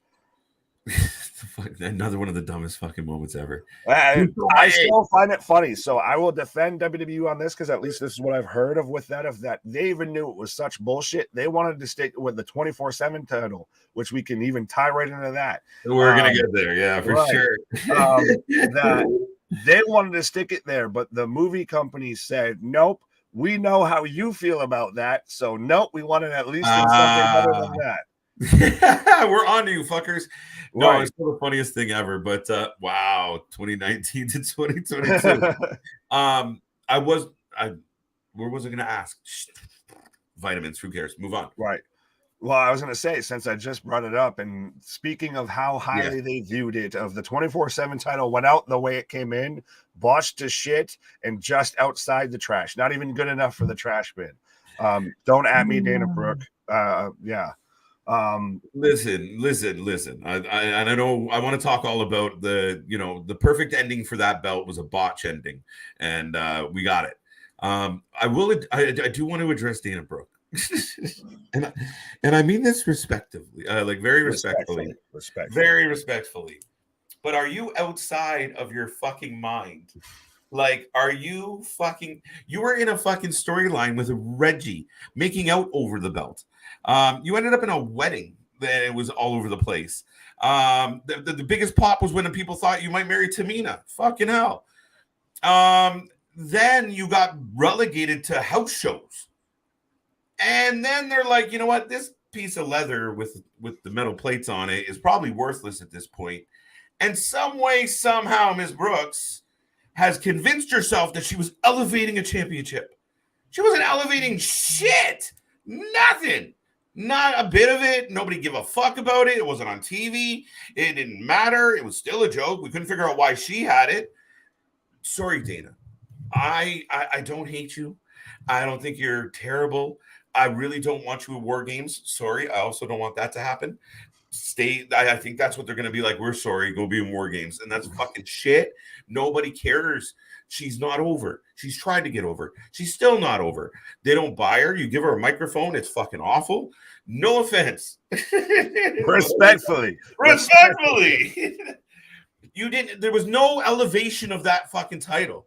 Well, I elevated this piece of trash. Well, it's a piece of fucking trash. It was the most defended title. It was defended at every house show. Right? Like, do you know who elevated the 24/7 title and should have kept it? R-Truth. That's the perfect ending, especially with R-Truth being injured and everything. Obviously, hopefully a speedy recovery for R-Truth and all of that. Yeah. If he would have came down, or if Nikki, he would have been there in a goddamn wheelchair, sitting there with crutches or whatever. And Nikki, because you can't miss the goddamn, right? You can't make the trash bucket. Which I like Big Damo's even tweet of saying, well, she never played basketball. Yeah, this 4'11" white lady never played Scottish woman. This guy, yeah, right? Who might be mentally unstable because she's sitting there looking up, talking to God. Well, Big Damo, first, I don't want to interrupt your point, but the first tip you usually get is look at your target. Little bit. But yeah, if she would have just tossed that belt onto R-Truth's lap, and that's the way they wheel him off into the goddamn ambulance with the 24/7 title. He's just laughing. There you go. Perfect ending, perfect send off for that title because he's synonymous. And I know people are going to come at me for this comparison. He's the Jade Cargill to the TBS title is R-Truth to the 24/7 title. That is a bit of a fucked up comparable. But it's actual. I see what you're saying. TBS title, you think Jade Cargill at this point? You think 24/7 title? You think R-Truth? Oh, valid. In that breath, yes. Okay, I'll give you that. Yeah, no, same thing. Like if anybody right now, if you took a straw poll and said, 24/7 title, someone would be like Truth, and you're like, okay, we got it. Like that's the name association with that. To your point, and I think that would have been the same. Like whether he was on crutches or in a little wheelchair, and as they're leaving, she just like chucked it at him and left, and he's like, I got my baby back, and they rolls off. Come on, right. Let's go, little Jimmy. And he's like, look, little Jimmy, we got it back. How do you feel about Waller talking to little Jimmy now? I think Waller, honestly, he's getting himself. I'm starting to really get behind him, honestly, of what he's doing. He works good as that kind of smarmy heel and everything. I was thrown off when they initially pushed him, and he was having matches with AJ Styles and all of that. Yeah. But now where he's taunting Booker T, doing the spinneroonie, he's doing the little bits like where R-Truth's hurt. He's still selling it, trying to get heat and everything like that. I dig it. I dig it. Yeah, I mean, I think he's got a bright future. He's athletic. He's got to change his fucking finisher. Him and knock it off. Stop doing. They're trying to overcomplicate finishers because it's 2022 and there's been a lot throughout history. But you look at Mr. Ariez, who we just had on here. He took a known finisher and put some spin on it, made it his. And that's what you got to do. You rolling out of the fucking ring and doing cartwheels back in, and It's stupid. Make them count, make them real. But that's all I got to say about that. Where were we before? Well, no, I was going to change topics here and everything like that. Because we were talking about somebody that hit a, kind of goofy finisher and all of that, but somebody that's working on being able to go in the ring, versus somebody who's had now 3 matches and it seemed very much like he can go in the ring. Logan Paul. Pikachu. The man that I guess mid-match tore his ACL, his MCL just did. His leg was barely attached, according to some people, by the way it sounds. I feel like it's bullshit. I want to see the in-surgery photos. Like, like we got with, listen, they've done it for Triple A. You're a purple pec denier. That's what you are. Yeah, no, but it felt like too planned. Like, okay, now we have an excuse to keep him off TV for 3, 4, 5, 6 months, right? A year, maybe. I don't know. You don't need that excuse. He just got his ass whooped. Right? He blew his fucking knee completely out. But at no point did I see him limp.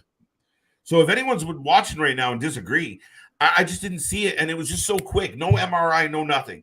Oh, go ahead. Sorry, you know what's hilarious to me is a lot of people are saying that he did it when he hit the buckshot lariat better than honestly probably even Hangman, let alone CM Punk.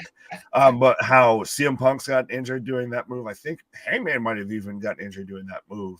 Right. And now if Logan Paul's gotten injured doing that same move, it becomes a little bit like Seth Rollins' buckle bomb of maybe that's a cursed move of you just don't do that anymore. I still cringe when I see a buckle bomb. I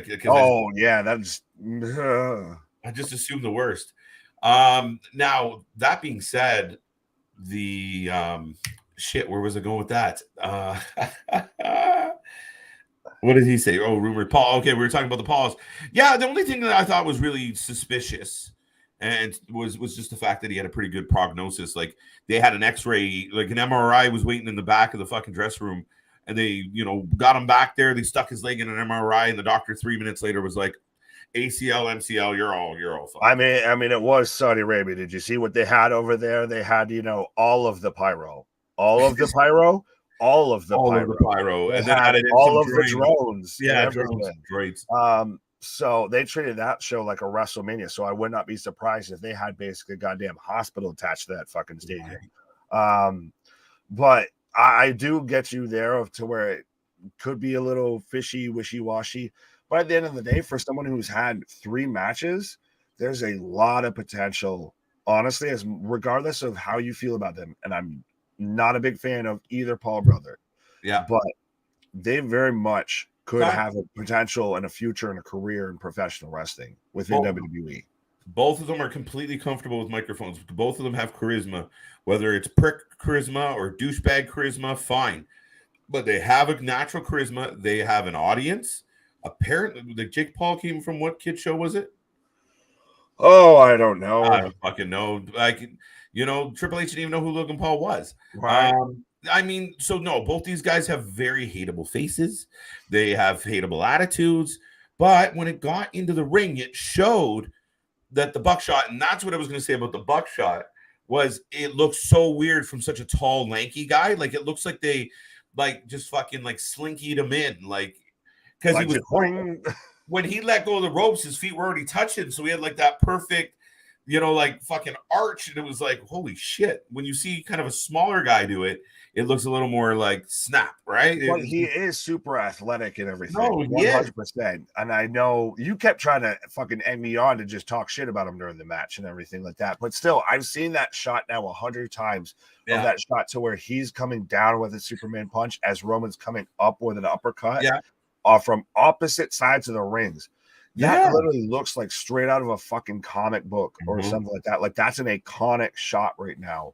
Not bad. And that's to me, not only a testament with Roman, but a testament with what Logan Paul has been able to do with only 3 matches. The kid's athletic, 100%. No, there's no denying his athleticism. And I mean, people fucking got all wet in the drawers for Bad Bunny's performance. And I mean, I watched it and I wasn't like, oh my God, Bad Bunny, where have you been? Again, everyone hit a Canadian destroyer, though. He hit a Canadian destroyer and a move from the top ropes out where men caught him. He didn't exactly blow my mind. However, Logan Paul, complete credit to him. He came in. I mean, dude, he hit that fucking splash from the corner to the table, and he had the wherewithal to pivot in the air a little to correct. It was solid, and he took the time to selfie it. Like, how many times was that? Especially even when we got off that show, because it was a lovely little brunch with the boys and everything. How many times did we see that clip get shared? Yeah, exactly. I see you. But how many times did that clip get shared around and everything? Just because he has that social media influence and everything. Yeah. Of its extra additional eyes of people who aren't your regular wrestling fans might watch just because they hear the name Logan Paul. Right. No, I agree with you, and I just want to address. I was distracted by No, you're good. I saw it and I acknowledged it. It's someone dropping a voice on us. Man, it's reading my mind. Yeah. Get out of my Get head. out of my head. And into my car. Anyway, back to the point. How do you feel about the rumor that this could be a John Cena? This man got me all fucked up. Made me giggle. But no, so it's been John Cena's been buzzing around the wrestling news realm, I feel, lately a lot, because you had John Cena Sr. tweet something about AEW with them being in Boston and everything like that. So then you had the clickbaity site saying, "Oh, John Cena to AEW, what?" And then now we've had statements to where Vince has said to John, "Do whatever you can to help out the WWE before, once he retired and all of that." Because John's just such a Vince guy that he couldn't work with Paul. Right, bullshit like that. It's for whatever reason. John Cena's name starting to buzz a lot when it comes to wrestling and talking about with WrestleMania and everything. And that normally doesn't happen unless something's going to happen. Yeah, it's the beginning of some smoke, and we want the smoke. Right. We ain't the Street Profits. I ain't Montez Ford. That ain't Angelo Dawkins beside me, but we want that smoke. Right. But what would you do with John Cena? Well, it makes sense. John Cena, it's WrestleMania in Hollywood. Maybe you have John Cena host it instead of if you're going to have The Rock in a match, how they did before, to where The Rock hosted WrestleMania that one time. But I could also very much see him being in a match that would be interesting of, him versus Theory. I know that was talked about, I feel like, a little bit before, of a kind of almost a passing of the torch match. Yeah, and I mean, why not? I mean, at this point, it'd be the funniest shit because I told everyone I would shave my beard off if Theory won the Royal Rumble and cashed in successfully the Money in the Bank. I don't know why anybody made that bet because it was never ever going to happen. But I officially am off the hook because he fucked up the Money. There in you the go.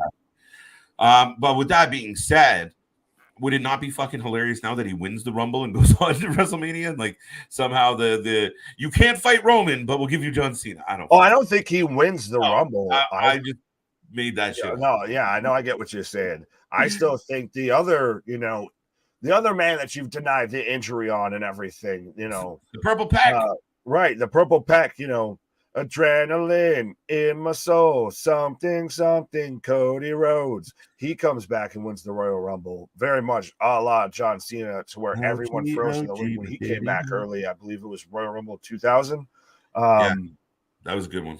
But I could still see potentially a match between Theory and Cena of Vince guy to Vince guy, what have you, of prototype to prototype. If you're gonna do something with Cena, what else would you have Cena do at Mania besides say host? What match would you put Cena in besides Theory? And I'll ask that in the chat as well. Yeah, Chad, get on that one. That's a good question, Nick. Yeah, it's so hard because I mean I'm so I'd rather it be build stories towards Mania with the people you have. The spot booking isn't necessary. You're going to bring in The Rock. You don't have to bring in Cena too. However, if you really want to go for broke and really prove a point, Cena versus Gunther. Gunther takes the W.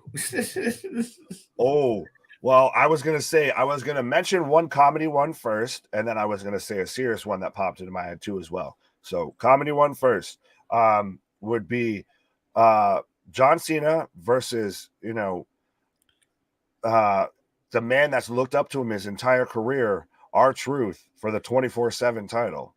Again, comedy pitch. Right. Serious one.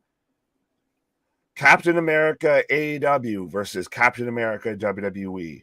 Oh shit. John Cena versus Cody Rhodes. Yeah, but I want CM Punk to fight Cody Rhodes at Mania. Well, now we're just getting into the super fantasy booking. Oh man, it would make me so fucking happy to watch Cody Rhodes and CM Punk main event WrestleMania night 1. Punk's never done it, right? They finally that's what Punk. And I'm telling you, Triple H is smart enough to be like, listen, we're gonna give you a boatload of money. You're still getting paid from the idiot down the road, and you know what? Fucking, you'll win the Rumble. You will main event WrestleMania night 1. That might get them in, right? Even if that's all we get of them. And so I'll say, I know you're not a big fan of a 2-night WrestleMania. Of that, and we've griped and groaned about, Tony Khan with 13, match pay-per-views and all of that. I think Full Gear's already at 9 already, and we're still a little bit out. Dude, we're in trouble with Full Gear, buddy. Oh, strap on and strap in, folks. It's going to be sleepover with the boys instead of brunch with the boys. Mm-hmm. But so you could theoretically have Brock Lesnar versus Bobby Lashley, Roman CM Punk versus Cody Rhodes, or John Cena versus Cody Rhodes, or CM Punk versus John Cena, or Roman Reigns versus The Rock. God knows how many other dream matches that we could end up happening now at this WrestleMania in Hollywood. Those are the matches that make it seem like WrestleMania again. Yeah, I mean, you're getting to that where you're like, okay. And I think maybe that's my criticism is I found, Christ, Bray Wyatt still isn't it. We don't know what we're doing with him. We have no idea what we're doing with Bray Wyatt. Literally, to your point, there is a lot of options.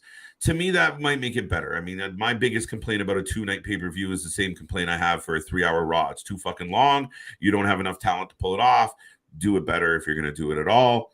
So I think because last year, this last Mania was my favorite 2-night event that we got. Fair enough.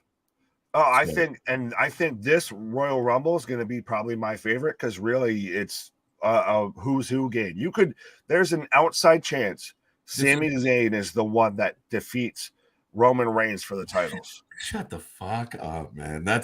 They're holding KO off of TV right now because they were supposed to have KO and Sami together, but the Sami thing's caught in like wildfire. So, like I said, there is still an outside chance that Sami Zayn could be El Generico, could be the undisputed, reigning, defending Universal World Heavyweight Champion. That is akin to when Jericho did it because that was the last option on everyone's bingo sheet of. Austin made sense. The Rock made sense. And then we're like, oh, they threw Jericho. And then he wins the fucking tournament and runs away with it. You're like, wait, what? What? So, to your point, it could happen. I mean, the guy's over as fuck. I think the place would come unglued if Sami shocked the world, but I didn't even consider that. Jim Cornette, the hater of all things modern professional wrestling, is even a fan of feeling. If Jim Cornette's feeling Uzi when it comes to Sami Zayn, then I don't know why you aren't feeling Uzi. Usually when that never mind. Right. I heard that. Yeah.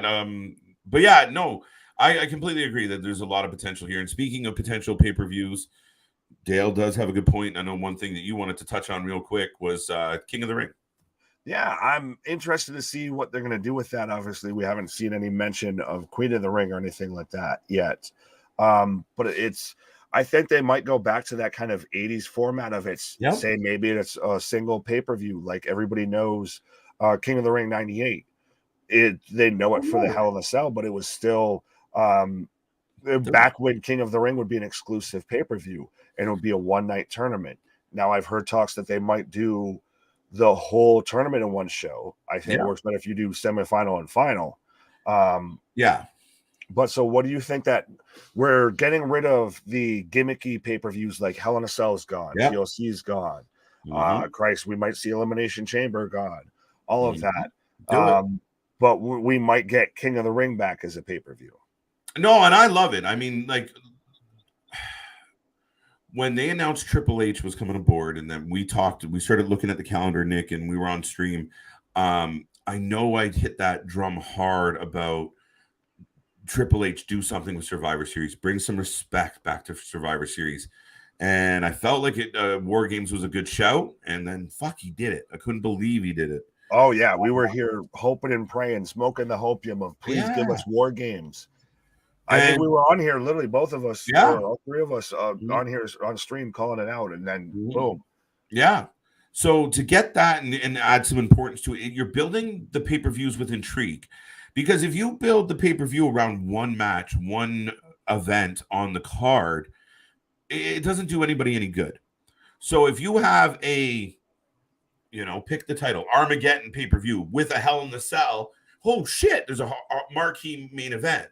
But when the whole show's built around it, like Extreme Rules this year, fuck it, every match gets a stipulation. Why? Because we called it Extreme Rules. That's what we're going to do. Well, yeah, sorry to cut you off there, but that one works. I think I like what you were saying there. Of it works better when the feud builds to that type of match, like you were saying with Armageddon, that feud built to that 8-man Hell in a Cell match. It wasn't a Hell in a Cell pay-per-view to where we've watched it before, and now we're just anticipating the Hell in a Cell match that's going to be added to the show. Yeah, and they were doing like flat qualifying matches that even you get two guys that you really like wrestling, or one of your favorite wrestlers, and they go under in like a 15-minute fucking nothing match. Like Seth Rollins beats KO, and you're like, wait, what? And that's just an example, but to me, it was never. You have to buy that commitment. The 80s style King of the Ring for me was that because by the time you get to that final, if you did your job properly, the winner, the finalist, and often sometimes, semifinal guys, you're all kind of invested in their journey.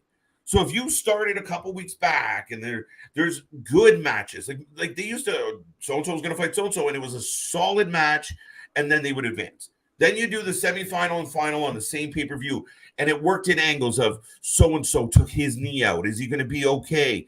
Can he still go? Is he going to recover? All these little stories. And you have that Cinderella who, couple upsets, and everyone's like, oh shit, maybe he wins it. But you buy into that. And then by the time you get to the end, you get a guy like Austin who was fluttering kind of as the ringmaster says, Stone Cold. You can talk about your Psalms and your 316, but Austin 316 said, I just whooped your ass. Right? You get that moment, and then it sticks because the fans just watched it. And for me as a kid, I was a big Jake the Snake fan, and he made that resurgence in the shell of what he used to be, but nonetheless, he came back.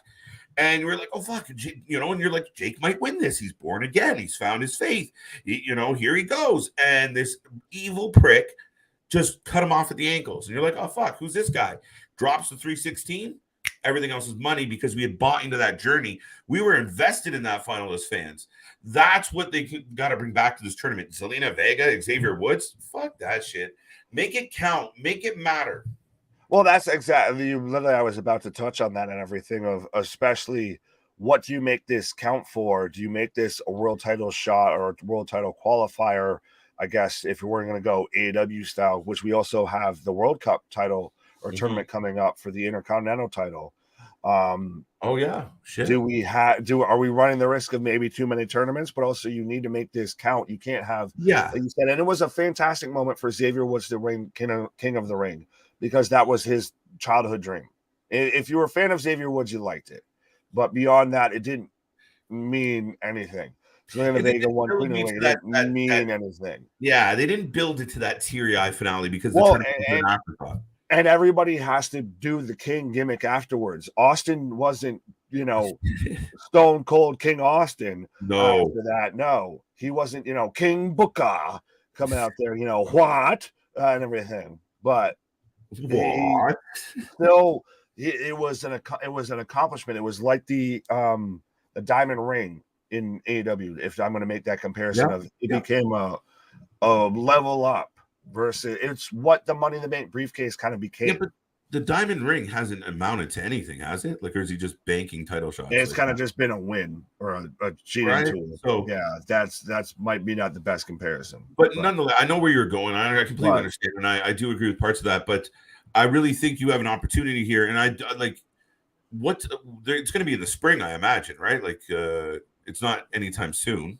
No, I think it wouldn't be till maybe earliest. What I would maybe. guess would be like February or something like that. Okay, if it's February, see, I think they should do the King of the Ring after Mania. Oh no, they could do it. That's where No, TLC do it was. after Mania and use the winner goes on to a title match at SummerSlam.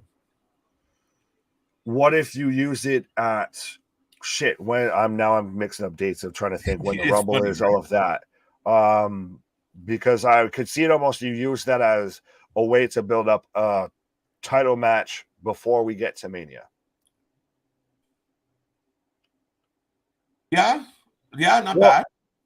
Well, when we've even speaking of talking about other shows, gimmick pay-per-views and all of that Yeah. that have been getting kind of eliminated and phased out of with the Money in the Bank and with Theory, failing to cash in everything, that might now be moving to a WrestleMania exclusive, match like it started off as versus it gets its whole pay-per-view. I like the idea of being smart about it. And again, I don't think like the theme pay-per-views get tricky, Nick.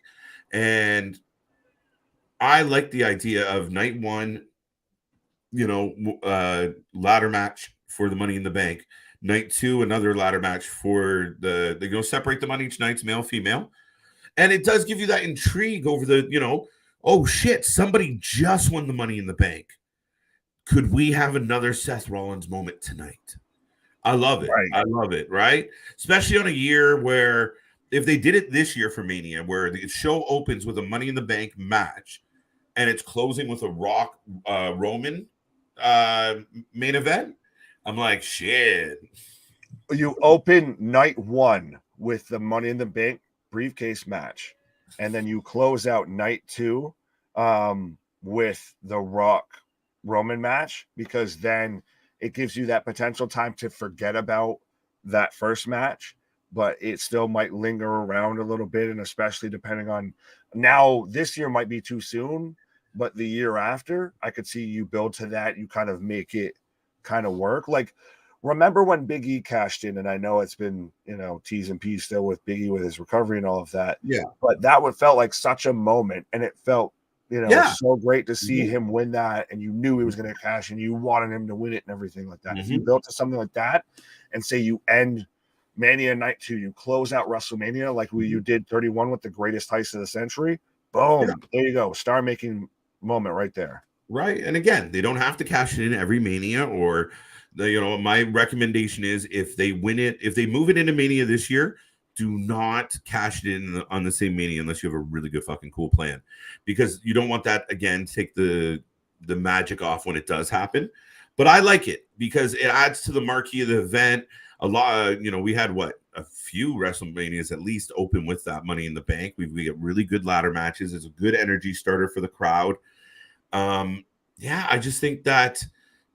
The same thing is I didn't like the pay-per-views where we just that we have these random fucking small matches and then these are the 6 people. There's no rhyme or reason to why they're in there. I like when it was like you have a bunch of people fucking in a brawl and the manager can't get control of them and they go, enough, fucking elimination chamber, all of you, fuck it, and you're like, oh shit, right. We're gonna kill each other. So yeah, that's my take on it. I'm all for that move. Well, and that goes back to, I guess, coming full circle and everything. That's when, we actually like Chris Jericho, of who quote unquote came up with the Money in the Bank match and everything. But yeah, if you can't do it at this WrestleMania and then cash in that same Mania. And I know that they're now, I guess, starting to think about who should be the one to dethrone Roman, and it's a good sign and all of that. So I don't think they have anything, stock ready to go that they could really pull the trigger on unless, somehow Uncle Howdy comes out and wins, Money in the Bank briefcase. Yeah, might change my tune. Yeah, a little bit. Cash it in tonight. Go. Elite Pro Wrestling, thank you for being here. And I agree completely. Like, let's go that route with it. Great energy starter, and it gives a nice touch to the show, especially for the guys they may not make the card. I mean, even when Cardona won it, it was a good moment, wasn't it? Is that right? Yeah, oh, yeah, absolutely. Well, he won the IC title. Oh, that's right. There was an IC title ladder match. Well, good. Even then, you started off. Well, Christ, remember when they did it with Takeover in New Orleans and everything? To where if you start off a show like that with a good multi-man match that for something that means something, rather than the Andre the Giant Memorial Battle Royal, the armbar that we forget about, means nothing outside of we get a cool picture with our next, top big guy doing the Andre pose. That's it. Honestly, it's like they were just saying there, it's a good Kickstarter. It's a good start to get some energy going for the night. Yeah, absolutely. Like, let's go. And again, like I said, ultimately, if you can find more story-driven reasons to get to where we're going, I mean, they're trying to do it with the women. I'm not thrilled that all of a sudden it was like you women that we've been watching beat each other up for a while. But I mean, who else do you have? So 3 spots open left. And I guess one of the last things we'll talk about, any shout prediction, we got 3 spots open for the ladies. Oh, Candace is probably going to be one. I think you think Dana Brooke's going to be one. I got a vibe. I don't want I don't want that. Please don't put that evil on me, Ricky Bobby. No offense, Dana, but respectfully. I still think there's the outside chance that it's Sasha and Naomi. Okay, I agree. That's the thing is that I've seen people even speculate that Rhea might be involved with it instead. Yeah, I mean, if they could maybe go talk to her and pull her into it, why not? I know a lot of fans put out or retweeted or tagged or cheered that whole moment when Belair and Rhea cross paths in the back, and everyone's like, "Let's go!" And I know on live we were just like, "Yes, do this, book these people together. Let's do it." Oh well, which got more over, that or the I'm Mommy shirt? Oh my god, amazing. It's like they're reading our minds. It's like they've been paying attention to us. The number of grown-ass men where you're gonna see in those t-shirts. I'm sorry, but the Dorito, the Cheeto, the crusted fans and everything like that are going to be wearing that she's still a human being. Remember that. Just respectfully. Remember, she's still a human being. Right. Yeah. That no. Right? No. But yeah, no, that's over as shit. And Rhea's over as shit. And you keep pushing her and booking her this way. Why not? And I mean, I kind of want her. Yeah, let's do this. Let's put her in more games. Slide her in there. Now that's 2 open spots. Now, some people said Sayasha. They're just a group now, right? Sayasha. What about Charlotte, though? Charlotte's still out there somewhere. Maybe I don't know. Like, trying to help Andrade get fired. How about Becky? I think Becky's a good shout, too. Well, I mean, I don't know, obviously, how much she's cleared in ring, but she's obviously doing stuff. She's playing Cyndi Lauper in the Young Rock. So what a good way to tie into that. Nudge, nudge, wink, wink. Is to have her out there. Oh, there you go. I like that. Everything comes full circle. Exactly. What comes around is all around, Ricky. I just wanted to click this one by Anthony real quick because thoughts here in my revamped schedule for the pay-per-view. Oh, he's just doing it all. So January, Valentine's Day Massacre, and WWE Rumble in January, Massacre in February, WrestleMania April, King of the Ring May, SummerSlam, blah blah blah blah blah. Yeah, but you don't move Survivor Series to December. No. Other than that, I mean, always. Yeah, no. In commemoration of the gobbledygooker, it has to be in November, right? And I mean, it's just the 4 quarterly pay-per-views which we grew up on. I still love that Taker thought he was going to come out as Eggman because of fucking the gobbledygooker. Could you imagine? Even as in the course of professional wrestling, instead of if Mark Calloway came out as Eggman instead of the Undertaker, right? Even like an 8-year-old, 7-year-old KJ was like, "What the fuck is going to come out of this bullshit?" Like they've been in the egg's just been on the stage for weeks. If there's someone in there, he dead. Like, is there food going in That's there? a dead What is guy. that? You want to see a dead guy? That's a dead guy. Oh my! Sasha, Naomi, Charlotte are the three that Victor's predicting. I don't know. Not bad. That's a lot of pops, though. Pause. I think so. And I think this Rumble, you talked about it earlier as far as pops go, I think it's going to be the fucking, fucking WrestleMania brought to you by Oral Rodenbacher. Right, but so then if you bring those three women back, and so if you say have a team of Sasha, Naomi, Liv, or Alexa, Asuka, and Bianca versus Bailey, Io, Dakota, Nikki, and Charlotte, who goes over? I don't know. That's what I like about it. I think Sasha and Sasha's going to go over at the end of whatever she does when she comes back. She's going over for a minute. So then you negate all the other ones. That's Daniel Bryan coming out, or that's Bryan Danielson coming out right after Adam Cole. Kind of, sort of. I mean, I get where your argument is on that one. I just don't think that. I'd see. I don't think it's going to be Charlotte. I think it could be Sasha, Naomi, and I don't know why that's bothering me so much tonight. Sasha. But Becky instead of Charlotte. I think Becky. It's gonna be Lacey Evans, Raquel Rodriguez, and Aaliyah. Or Dana Brooke. Look, then keep in mind, there's always a potential of somebody gets named to be on this fucking thing, and then they get taken out beforehand, and they need a last minute replacement. That's a thing in the WWE. So don't count all our chickens before they hatch up in that War Games cage. So tying it back to the goblet now. See what we did there? There we go. I love the pay-per-view setting as is. I would only want to change the ones that are based on stipulations personally. I completely agree with this assessment, Nick, where you have that opportunity now to completely change that, go back to your pay-per-views, but have them themed pay-per-views, whatever the fucking theme is, fine, without building it around a stipulation match that you got to force people into. Oh, 100%. I mean, they hired a director of long-term storytelling, and what better way to use long-term storytelling rather than you have a match build to a stipulation rather than a match has to happen because of a stipulation coming up. Yeah. I agree with that completely. And that's a very, very, very good fucking point, man, about having somebody in that role and being able to look and go, okay, here's our main plot points. These are the people who we want to get to those plot points. Make it interesting. And God damn it.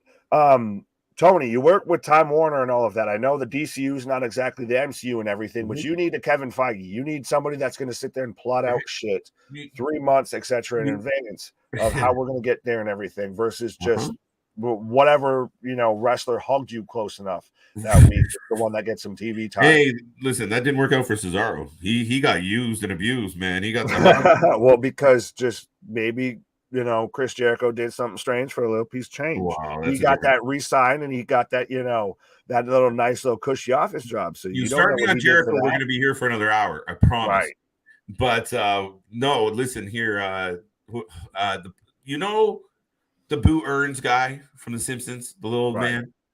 That is Tony's, like, if you want to look at like a visual representation of Tony's long-term booking, it's that guy, Boo Earns. What is the little guy's name? But Hans Moleman. Thank you. Couldn't completely left my head.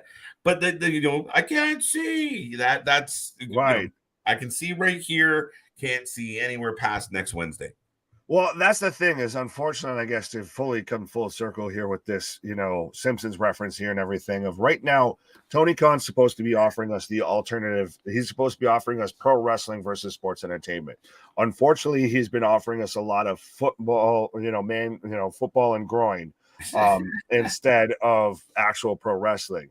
And unfortunately, it seems like a lot of the guys that work for the company are the only ones pulling that Homer Simpson that are, laughing at it while everyone's, kind of just, what the fuck are we watching?